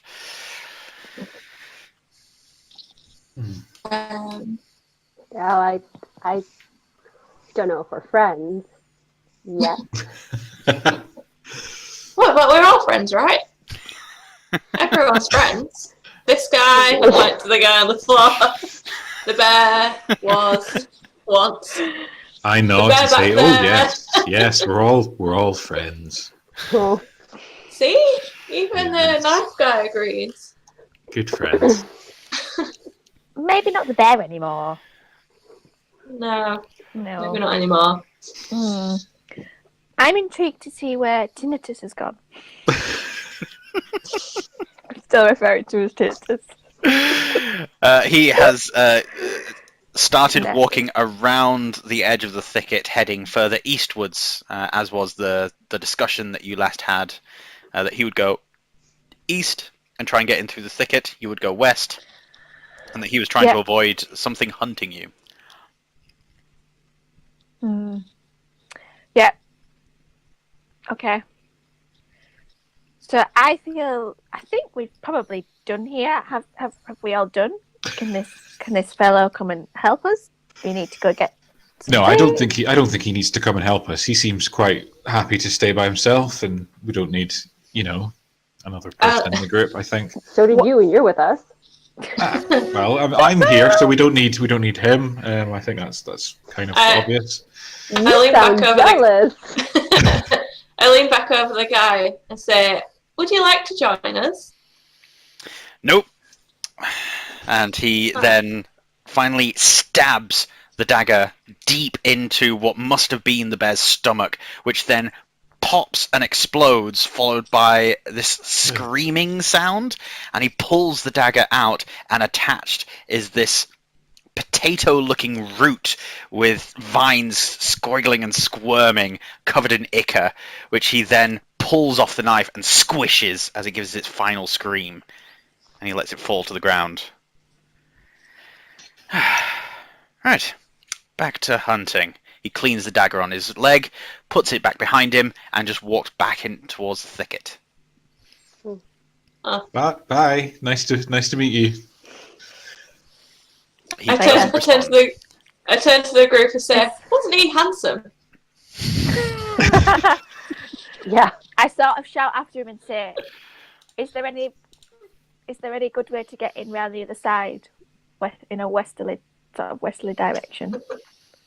He stops, resting his there. hand on one of the vines. Are you seriously asking me for directions? Well, you look like you're familiar with the area. You're heading back in there. I step away from Anarchis. I'm not with her.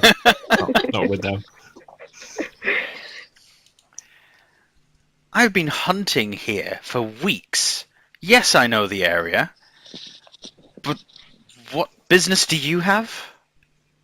Well, I want to get in there. Why?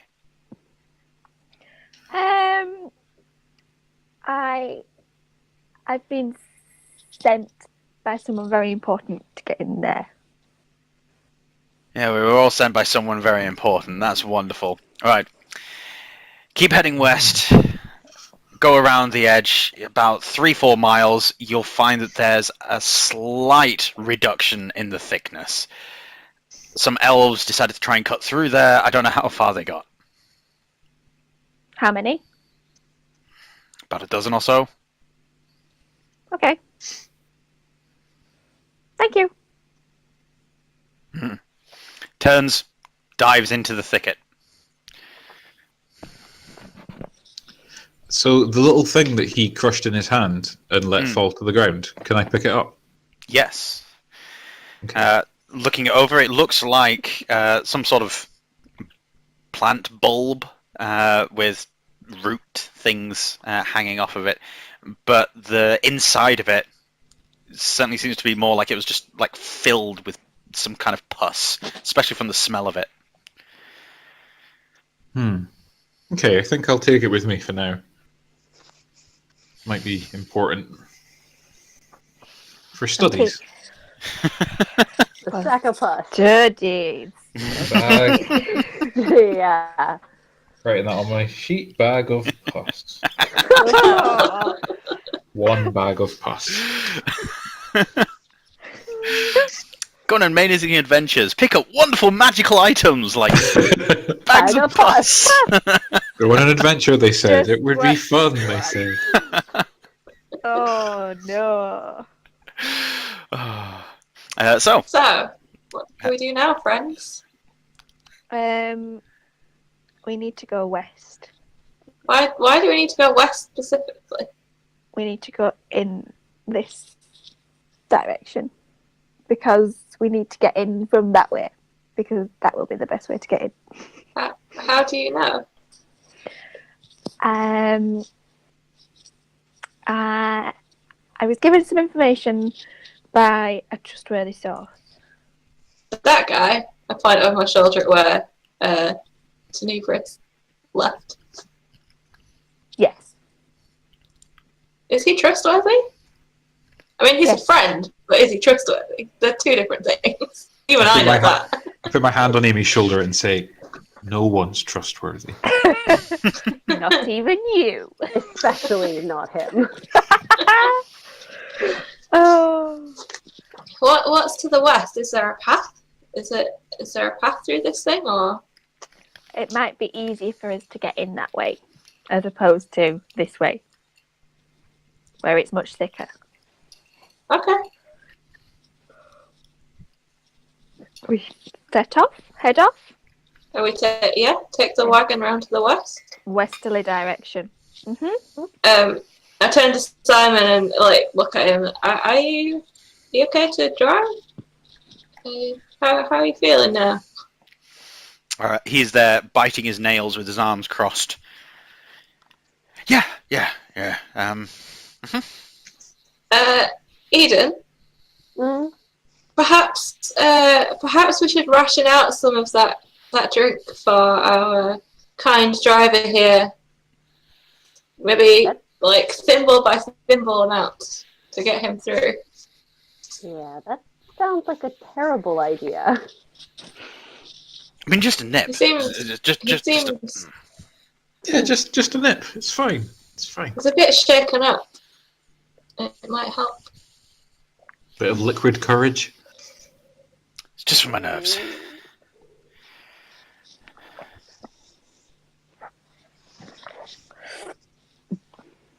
All right. Fine. You last. But I'm taking it back. Right, so he quickly takes a sip and hands it back. Oh, much better. Yep, let's ride. Get back in the Put on wagon. my sunglasses.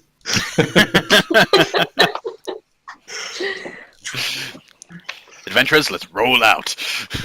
Let's go. Let's So- go.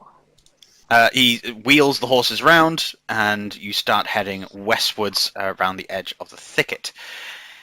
Eventually, after a few miles, so about 15 minutes of travel, you then find that there is, in fact, a sort of trampling of these vines heading onwards. There's still a thick layer on the ground of spiny, spiky thorns. The horses won't be able to easily get through. The wagon definitely won't be able to get through.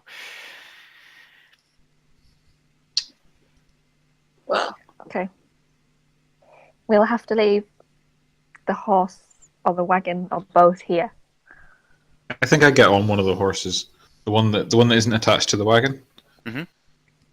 That's me sorted. I'm going to try and ride it as far as I can. I'll stay with the other horse, guard the cart. are you sure? There were goblins about less than a day from here. Yeah, but are you going to be safe? I'm more worried about you than the horse. We may need your help. Zombie bears, I don't fancy taking on. Someone needs to stay and guard the cart. You're not. Now, Simon, please don't take this the wrong way. You know, because we're great friends and everything now. So this is not meant in any sort of way. But you're gonna stay, right? You're not gonna leave with the wagon. No, I'm not going to leave. But my name is Tar at the moment. I need you guys to come back alive and in one piece so that I'm not accused of sending people off to their death every 2 minutes. Okay, so you're gonna stay here. Yes. And guard the cart. Right. Taking your word for it. Please don't let me down. He thinks for a moment and then takes his necklace off and holds it out to you. Give it back when you get back. Okay. You definitely don't need it. It's not like a protection thing for you. No, it's just a symbol of my worship. Okay. Well, I mean, yeah, sure. I mean, my valuable symbol to me, so don't go running me, off with it. I do not need monetary possessions in this life, Simon. I will bring it back. Well, they're not going to be any use to you in the next one. Alright, I'll stay here. He then kicks back in the seat and puts on as good of a show as he can of trying to relax, but the rest of you know that he is not comfortable. More just a general anxiety of the whole situation rather than any direct immediate concern. Can I ask him for directions as to where he thinks the crystal is? He points towards the trampled vines and says, "Follow them." Have you been in to find it? Not when it was out this far. I did get in, and that's where I found Merca. Okay. Right. If you do find Merca, just bring him out. He needs to be safe. Okay. I start walking. Yeah, let's go. I follow on the back of my horse. Okay. Everyone, could you make dexterity saving throws, please? Immediately. Yes. Now, Daniel, your dexterity saving throw will not be using your dexterity. Right, okay. Is it my pride?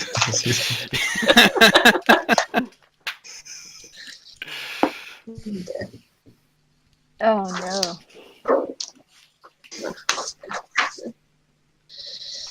5. Let's go back. So, that's 5 from Abigail. Daniel, what was yours? Well, what saving throw am I using? It's a +0 modifier. It's a dexterity thing. Now. It's 14. 14. Kerry? 12. Laura? 16. Nice.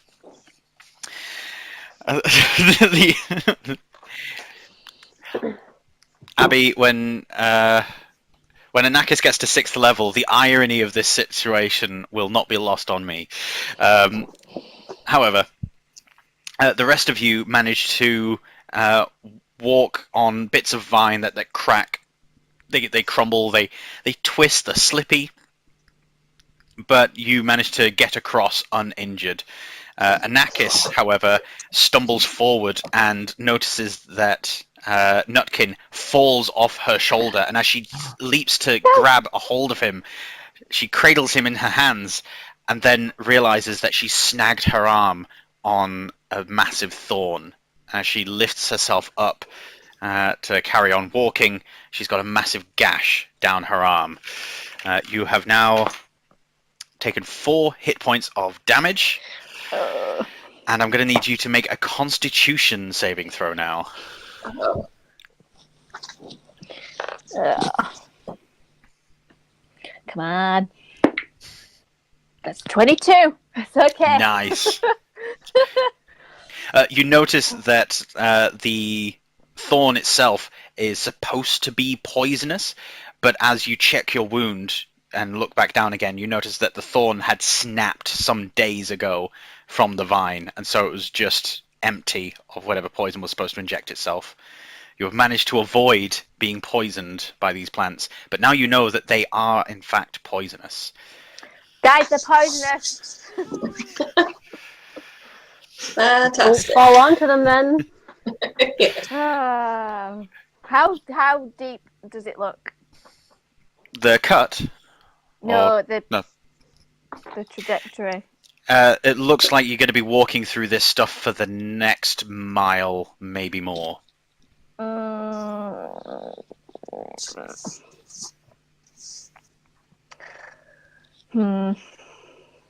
No. I think we should press on, guys. I think this isn't that bad. Do you want to die? I'm Now- literally on my high horse. Further clarification, that check will have been for the mile journey you've already taken. Okay. This is a good 20 minutes of steady progress through vines, 20 minutes, half an hour, and there's this one instant where you've fallen and had to catch Nutkin. Okay, let's keep going then. So even though it's slightly metagamey, the actual risk of damage and injury to you is limited to just another 2 checks. That's Another fine. 2 checks. Just another. Can I? Not beating. Can I then, as we're walking after I see this happen, can I try slicing through one of the branches with my sword as I'm Yeah, walking? I've got my Yes. smiter. As you cut into the branch, you notice the rest of the branches nearby shift somewhat, like they're tightening around the vine that you stabbed, but the vine itself holds true, and it doesn't move at all. Hmm. And Do it's I just a kind of- slight contraction. It's not like they go for the sword or anything. But it's not cleared Try and like. burn them. They do seem to be quite dry. I got firebolt. Can I step away from it? I feel like they're going to come at us. Can I cast pass without a trace at 2nd level on all of us? I presume you can. I'll just quickly double check it. But Laura, you're wanting Eden to cast Firebolt? Firebolt. All that. Burn it. Burn it. Sorry, it's firebolt. Okay, so Firebolt. I just want to double check something to see if it's as good as I. Yeah, it is. Okay, and The burst. It is, isn't it? Sorry, guys. and pass without trace. Will shadows and yep, masking you and your companions from detection. You get a bonus on stealth checks, and you also leave behind no tracks or other traces of passage.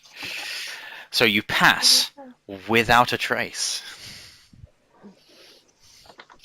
Since there's no moving creature, we're not going to have an attack roll for this. It is just an object, and Eden just raises her hand and flicks it towards this mass of vines, launching this firebolt as her fingers sort of rent through the air and sort of strike a spark in midair, launching this firebolt towards it, which quickly engulfs the entire branch in flames. And it sits there smouldering. It is now caught alight. The fire doesn't spread. Take a bow.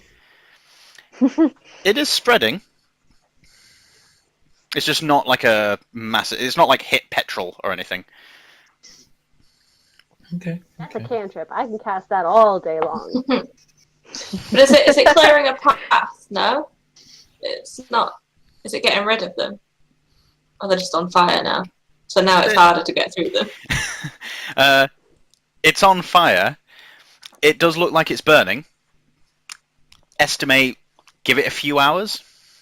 It'll burn through. What Let's if I just keep shoot it going. again? Let's. Yeah, you could keep blasting firebolt and try and burn your way through this wall. Yeah.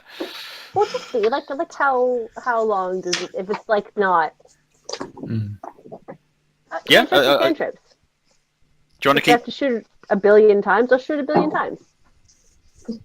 I say in character, like, yes, this is great. This is really good idea. You just keep doing How's it. that? How's that horse holding up with all the fire? That's fine. She, That's yeah. good. He seems nice. Seems fine. Not throwing you off or anything. No, Not too spooked. no, we're good up here. We'll just wait. At the moment, we're solid with one firebolt having been launched, and the horse just blinks. So, definite committing, launching a bunch of firebolts to try and burn your way through. Yes. Brilliant. As you start launching these firebolts one after another, every 5-6 seconds, just another one flying off, you then feel Enver on your shoulder start to lean a little closer as if he's enamored of these flames and is enjoying seeing this destruction. And then he pokes his head up as if he's hearing something, and then leans close to you and whispers, "The Master wishes a piece of something. If we can find it, he knows where we are." Piece of what? He says it's a green stone. Small one. And its location? Just. He says it should be near here. Yes. Ooh. Let me see. And with that, he dives off your shoulder and goes invisible. Okay. A few more firebolts, and we'll say about 2 minutes of this has passed, and the fire is spreading a lot faster now that there's a lot more of it. The pathway in front of you is entirely in flames, and it started spreading not only along the walls, but has started going along the floor. Daniel, would you mind giving me a wisdom saving throw for the horse? Sure. 16. Nice. The horse stands firm, and you can feel it bristle slightly as the fire starts getting closer and closer. But this thing stares forward. It is not making any move without you telling it to do so. No, that's right. I just pat it and go, good boy, good boy. It's becoming clear, Eden, however, that the fire is now spreading a lot. You've launched 10 bolts at various parts of these vines, and now everything's on fire, and it is spreading. So you've got a wall of fire that is about 20 feet wide. The floor in front of you, about 15 feet in front of you, is now on fire. And it's rising up to the ceiling of this thing, which is about 15 feet tall. Oh, Jesus. Yeah, Eden, I don't think this is good. I think we can't get through a wall of fire. The fire won't burn forever. I mean, but it won't burn us first. It's coming towards us. I would like to cast Create Water, if that's okay. I'm sorry, Eden. You can. Create water, if memory serves, that's 2 gallons? Yeah. 10 gallons 10 gallons. Ooh. in a 30-foot cube within range. Nice. So just sort of within our, just to stop it from reaching us. It can carry on going further afield, but just so it's... Nice. So yeah, you can make it fall as rain in a 30-foot cube within range. Yeah. So just sort of ahead of us from where we are. Like in front of me so we can pass safely and keep going. All right. So a 30-foot array of rain starts falling as soon as you take a tiny drop of water from your water skin and flick it into the air. Just seems to attract all the rest of the water vapor in the area and create this deluge that comes from seemingly nowhere. This cloud forming above it as it starts raining down, the fire extinguishing below it with steam rising up, and almost as quickly as it came, it disappears, the cloud rising up, mingling with the smoke of the rest of the fire.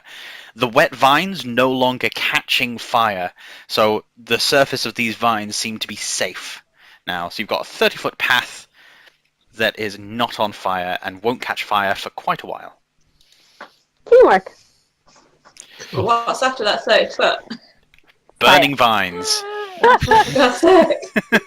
Even, I don't think fire was the answer. How Ender far do the returns. burning vines go after that? Do they just keep going? The burning vines only go for about 40 or 50 feet deep, but they're spreading round by round. Right, okay. Enver returns on your shoulder, Eden, and says, "Fire's spreading fast.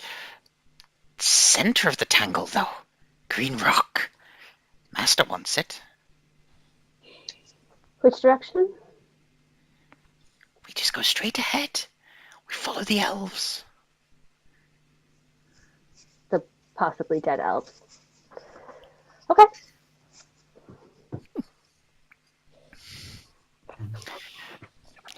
At that, passive perception. Oh, I've written it not next to anyone's name. The passive perception of 14. Was that yours, Daniel? Yes. Yes. While Eden is slightly distracted by a being on her shoulder, you then notice some crashing through the burning vines, coming from your left and your right, as if large hulking forms are approaching. Oh shit. Okay. I don't know, maybe ready my crossbow? Alright. Oh, I've got control flames. What the fuck am I doing? Is that a cantrip as well? Yes. Oh my god. Well, Well, Playing a trade was a good I mean, you can still use it. It's a cantrip. You can Yes. still use it. Control the flames. What is the radius? It's 6 minute radius. Oh my god, what are you doing, woman? Right, okay, I want to just push the flames either side of us. I am assuming you have shared this knowledge with us, that there are things coming. no, I've readied my crossbow, but I haven't told anyone. Fine, This guy. I will stay quiet. But I mean, you Sorry. can still control the flames because we want to get them out of the way. That makes That's sense. it. Okay, I'm going to push the flames either side of me. So it's 60 feet, so 30 feet either side. Mm-hmm. Will that work? Of me in that direction. Away from us all. Nice one. As you swish your arms, this massive gust of wind seems to attract itself towards you and is split by your arm movements, moving the fire along with it, creating these fire winds that lap up and make more fire catch onto the vines to either side of you, but you've managed to move them away from you directly. Then the crashing gets louder and you start to see shapes moving beyond the flaming vines. And you hear this loud crackle as if something has just snapped like a bone. And a ragged paw bursts through the flaming vines. 3 claws missing from its hand. Strange ooze dripping down over its paw. It gives a swipe and then pulls its arm back, pulling the flaming vine in towards it, revealing its face. It is a half-destroyed and decaying bear face. One eye remaining, the other side scarred and clawed at, as if something's tried to remove the face by hand. There are more shapes behind it. I would like to... what am I going to do? I would like to turn into my bear wild shape, please. Let's go into initiative. Oh, 13. 12. 13, 12. 6. Kerry? 19. 6 and 19 for Laura. Okay. What's your dexterity modifier, Abigail? Dex modifier is +0. +0, so mine is higher. We both got 13s. So I will go first in that case, because the tiebreaker will be the initiative bonus. So we start with Laura acting first, followed by Abigail and myself, technically at the same time, but I'll defer. So I'll technically go first, but if Abigail's got anything major or very time sensitive, they'll act simultaneously. Then we've got Daniel, and followed by Kerry. Which actually gives Abby a bit of an advantage, because while my actions will happen at the same time as hers, I'll announce mine first, and so you'll kind of get to see what's happening and then react and potentially mitigate it. Yep. Player's privilege. So, starting off with Laura. So, lay of the land, you guys are in a path that is 30 feet wide of trampled down vines. They're thorny, they're difficult to move through. So with it being difficult terrain, your movement is halved. And ahead of you is a further 20 feet of trampled down vines, with it rising up into a wall ahead of you. Some of that trampled down vines to the left and the right are still soldering, flaming. But the wall itself, mostly put out, but you can see flames far behind it, and to the left and right, those walls of vines are still flaming. There are zombie bears to the left. There might be zombie bears to the right. So far, you've just heard noises in that direction. You know that there's at least 2 to the left. You don't know how many there are to the right. You've seen one, and you saw movement over its shoulder. But currently it is also partially obscured by fire and vines. Okay. Right.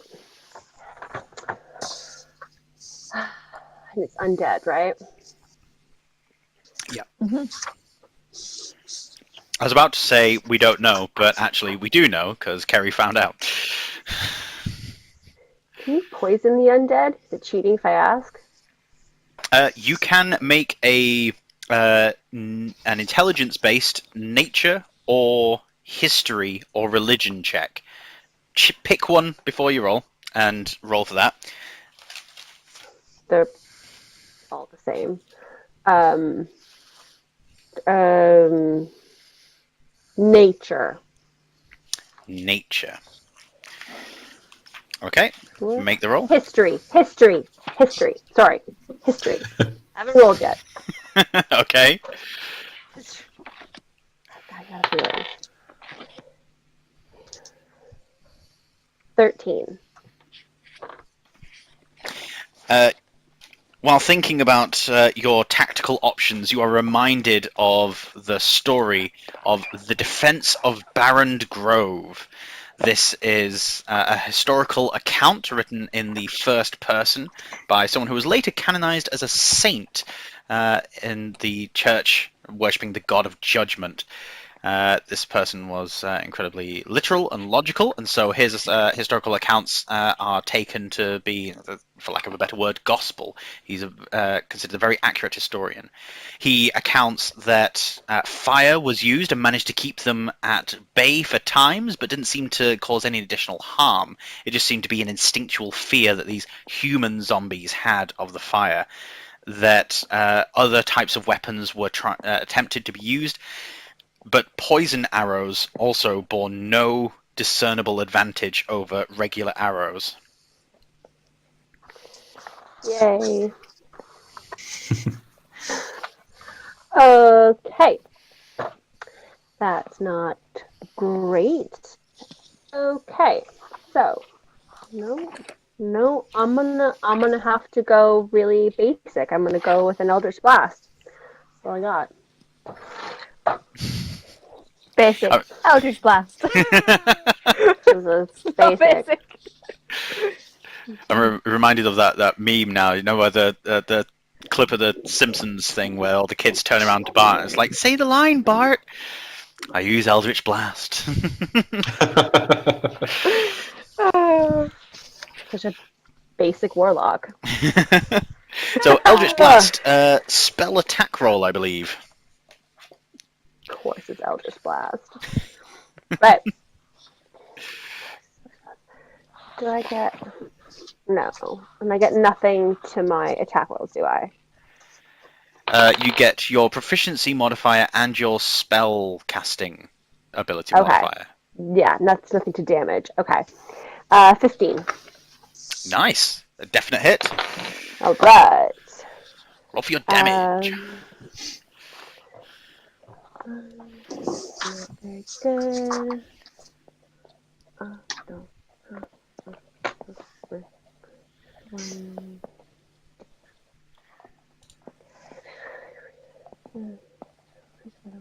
No. No. 7 damage. 7 damage. Lame.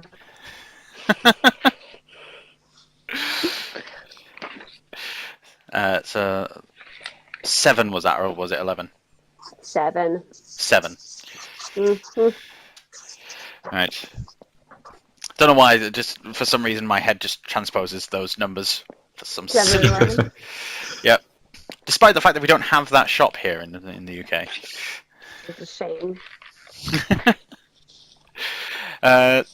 Well, we've got Asda's that are open for 24 hours that aren't really open for 24 hours unless you're in Scotland, in which case it's legally mandated that if it says 24 hours, it has to be 24 hours, which is not in England. Just anyway. Politics! Yay! Moving on from that was Laura's move. So standing on the in the middle of the non-flaming bits of vines, you quickly hurl your hand forward. A blast erupts from your hand, and Enver sits clapping on your shoulders as the bolt flies through, bashes through some of the vines, and strikes the bear in the chest. And it leans its head forward, the head just sort of snapping down, and its face not really looking in any particular direction. And you notice a small grub worm push its way close to the eye socket and just sort of poke and look around. Now, on your initiative, during a combat, it is possible for Enver to act. Now, sending Enver into the midst of battle would perhaps be unwise. He might get hurt. But, strictly speaking, sprites in the monster manual have a short bow. Now, Enver we've described as more like a little Groot monster. I would be fine with him shooting little barbs out. Yay! Yeah. So cute. Oh, I know. So, if you want to make an attack roll on his behalf... Yeah. Natural 20. Nice. Enver needs to come out more often. Apparently. Or it's just this black one. This is Enver's dice. Maybe I should start using that one. This is where it gets a little disappointing, actually, because unlike anything else that I've seen, sprites do not roll for their damage. Their short bow attack, because it's so small, does just 1 damage. Oh. And the only thing you double on a critical normally is the dice. However, that's a load of nonsense. You've rolled a critical. So, we're going to do 2 things here. One is we're going to double the damage and allow it to add the dexterity modifier on a critical as well, because that needs to happen. Its dexterity is 18, which is a +4, which means that that's a total of 6 damage done by Enver. Enver's additional... Wait. Oh, Where's Daniel gone? Oh, no. come back! Where'd you go? Daniel! That's a good bit. Oh, man. No. Daniel! Daniel! Come back. Yeah, let's have a quick look to see if we can message him on some medium. Yes. In fact, if someone could do that, what we'll do is, for the sake of the audience, we'll carry on and we'll catch Daniel up when we get back on. So, what would also happen normally with a short bow is there would need to be a saving throw applied, but that's to see if the creature gets poisoned, and we've already established that that wouldn't work. So, we'll say that in future, this will impose disadvantage on the target's saving throw for poison. In this case, it doesn't do anything because it's undead and immune to poison, but I think it's a good thing that we've sort of found this potential issue. Because, yeah, that sucks that they don't get to roll a dice at all, and so technically it doesn't do anything on a critical. Does he have a character sheet? Out of character, sorry. I haven't put together a character sheet myself, but yeah, it might be worth putting together a little character sheet for Ember. Yeah! That's adorable. I mean, it is 5-1. Yeah. Yeah, I'll send you all the things. So, like, normally that's the sprite. It's like a little pixie thing with a little bow. But I liked Laura's description of Enver quite a lot. I like that being the sprites from now on. The little group. Yeah. Evil. Forest group, yeah. So next up we have Abby and myself. So the bears decide to mindlessly push forward into the flames through the vines, causing a little bit of damage to themselves, of course. This is a really stupid question, but does my damage increase at all with me being a wild shape? It changes to the creature. Your damage. Okay. So when you wild shape, you transform entirely into that creature, and effectively you gain its hit points as a force field.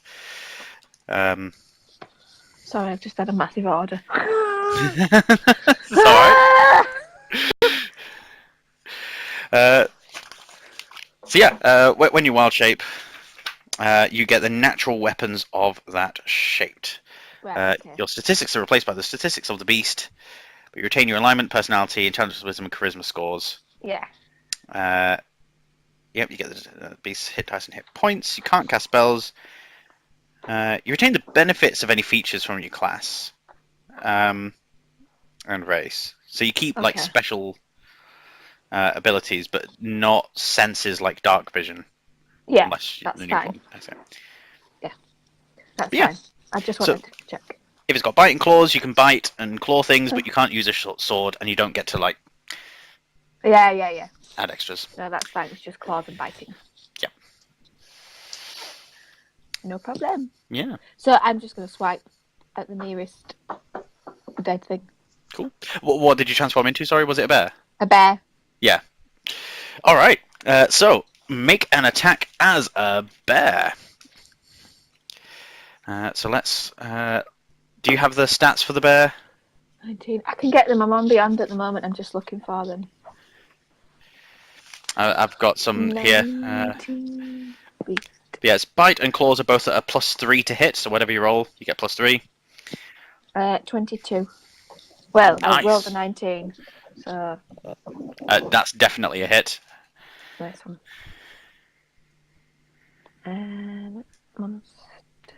What do you call brown bear. Okay.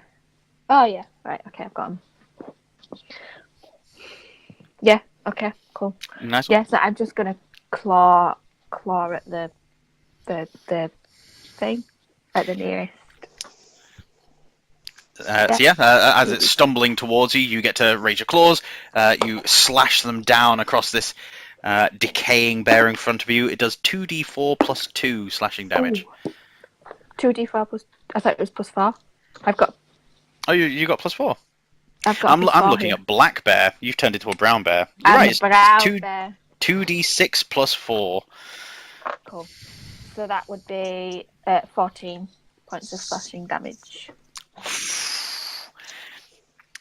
And so, since this is the one that the Eldritch Blast had formerly struck, as it lumbers forward, you rear up, slam your claws down, unable to stop yourself from letting out a bearish grunt as you land down. And the claws... Sorry? I've looked at the active one. It should have been the forest. So yeah, it would be 12 points of damage. Sorry. I've looked at the wrong bear. Ah, right. Yeah. Hello. You're right, Daniel. Hello. Yeah, sorry everyone about that. My internet just completely dropped out. No idea why. Dude. Just, yeah, one of these things. Just went. Just reset the router and all that. I know, but it was just the worst, time for it to happen. Oh, man. So sorry, what did I miss? Well, simply that we dealt with the critical hit that Enver dealt with. We've established what happens going forward. Abby's turned into a bear. And, Awesome. Anakis did as well.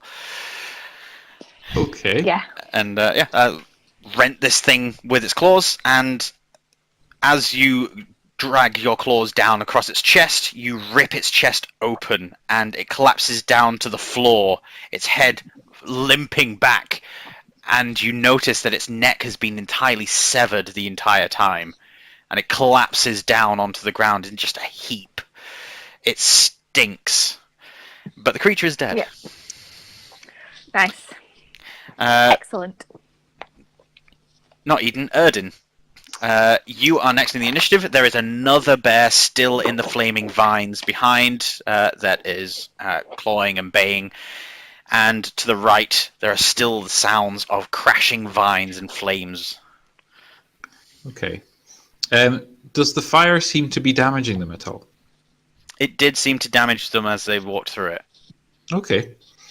And the other thing as well, which I won't do on my turn, I don't think, but it's just for interest, I need to know for later on. I've got Hellish Rebuke, but I don't really know how that works, because it says to cast it when I'm taking damage. But I wouldn't take damage on my turn. Yeah, is it just a...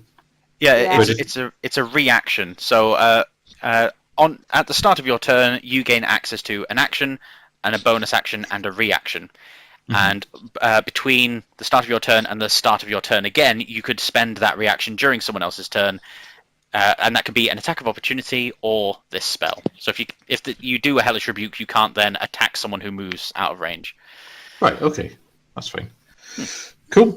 Okay. Sorry, because I have that too, Hellish Rebuke.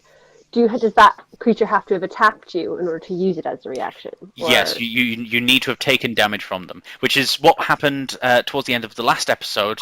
We did sort of retcon it a little bit because we got a little out of order, but that's, because that goblin hurt you, you cast Hellish Rebuke. Got it. Yep. Okay. So I use my Crimson Rite, which is Rite of the Flame.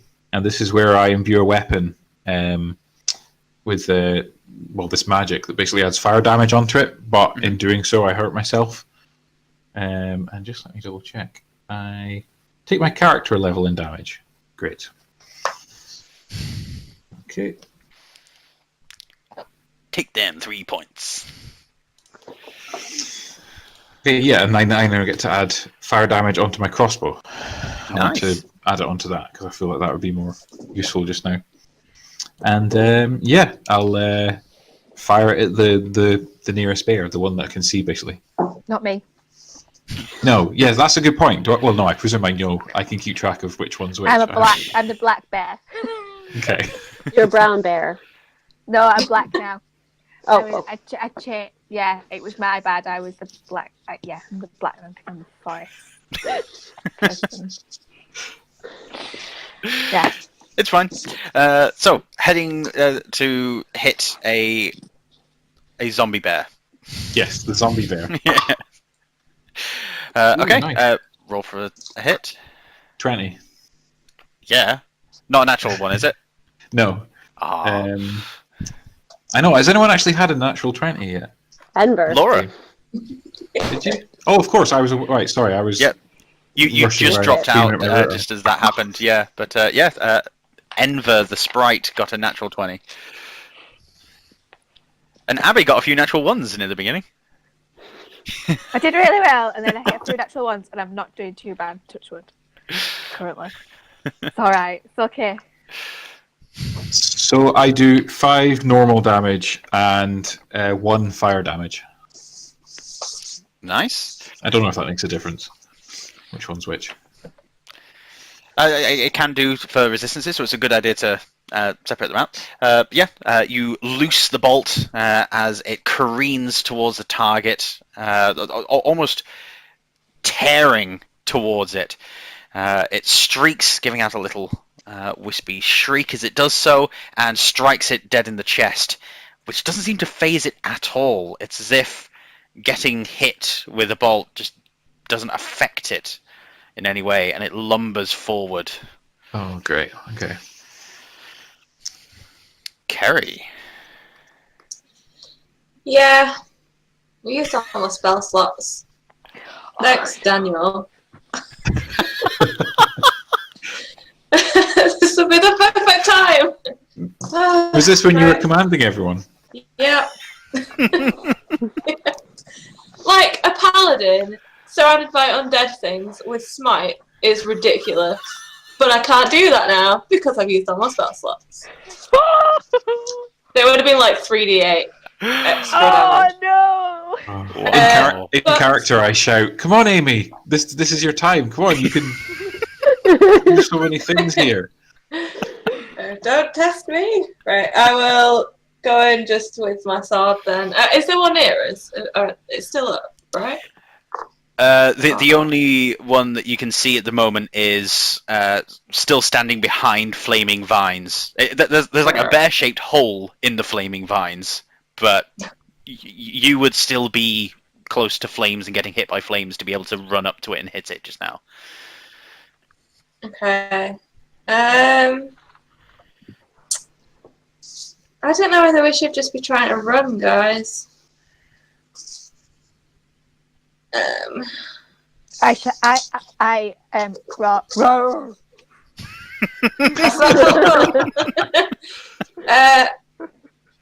Yeah, I think we should just try and run. Roar. I think. Nodding my head. So how far is there of on fire pathway? Is the whole way clear now?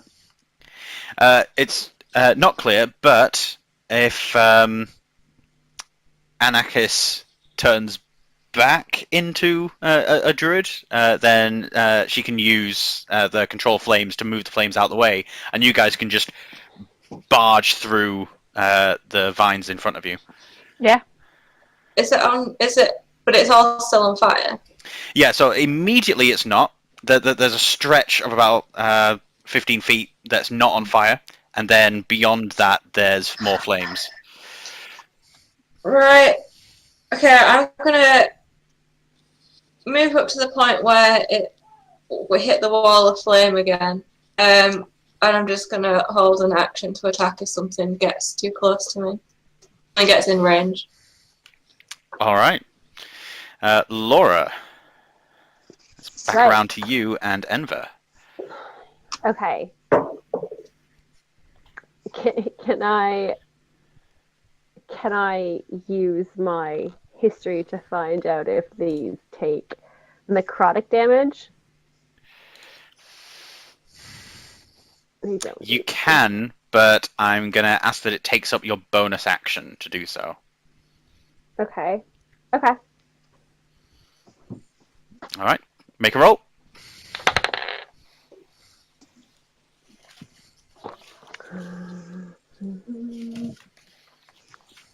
Ten. 10. And was this on history? Sorry. Yeah. The accounts of this saint continue on. And he recounts how during the defense of Barrand Grove, there was a strange fellow, a hermit that resided within the town walls but didn't really fit in. And he would carry with him this strange small dagger that everyone could swear whispered evil things in the night. When the town was beset by zombies, he came to its defense, unsheathing the dagger and driving it into the body of one of these zombies. and it did fall. Okay. All right. Might as well give this a go then. Might as well give it a go. Arms of Hadar. That is every creature in a 10-foot radius. Not you guys. Yeah, would we be affected by that? If it's just 10 feet, no, it's Arms of Hadar are wonderful. Yeah. I love them. So each yeah, they're so flavorful. A strength saving throw. Yeah. Right. Strength saving throw. Rolled a natural 1. So I'm doing this as a second level spell slot if you need to know that, like now or after. Oh, yeah, so it's an extra 1d6. So that's 3d6 necrotic damage, and they can't take reactions. Yeah.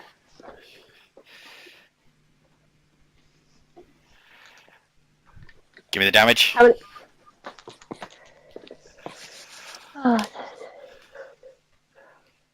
14. 14. Holding your hands in the position that they were for Eldritch Blast, you then reposition yourself, holding your hands forward, stretching your fingers out, and then clasp them shut slowly as Enver tenses up on your shoulder. He holds in close to you as you both feel the strength of Selendar coming from you and almost walking out of you. Just at the edge of your vision, you can see this blurred humanoid shape stride forward towards the vines, growing taller and taller, as he then lowers his hands down to the vines, and as you're clasping your fingers shut, he tightens his grasp on the vines, and the vines themselves quickly wrap around the bear, pull tight, and then pull apart again, ripping it in half, both halves flying to either side. The pathway is now entirely clear of that bear. Whoa. Awesome. Just as you have cast that spell and the bear gets ripped apart, standing immediately behind the bear with a dagger raised is Xander, who has this shocked expression on his face as he is covered from head to toe in bear goo. And we are going to end the session there, unfortunately. I don't like doing so mid-initiative. That's okay. That's all right. It means it's an explosive kind of action-packed start next time. Yeah, literally an explosive ending. You just exploded a bear. Yeah, I did. Wonderful. Well, thank you guys so much for coming and playing. Thank you, everyone in the audience, for coming and watching. Yes, thank you for that. Sorry about the little technical hiccups there, but yes, we do the YouTube and podcast, the YouTube video and the podcast version that will be released sometime in the next week.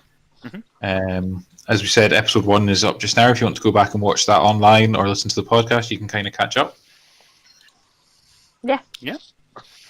Until we see you guys in a fortnight, or before then, if you guys want to come and chat to us, we are on social media pretty much all the time. Just come and check us out at Instagram. Come and check us out on Twitter. I'm occasionally there. Facebook. I'm there a lot of the time. Yeah, just come and say hi and keep an eye out for our stuff. Yeah. Yeah. And it'll be 2 weeks today, Friday the 15th, that we're back live streaming. Yes. Right. Until then, see you later, I guess. Bye. Bye.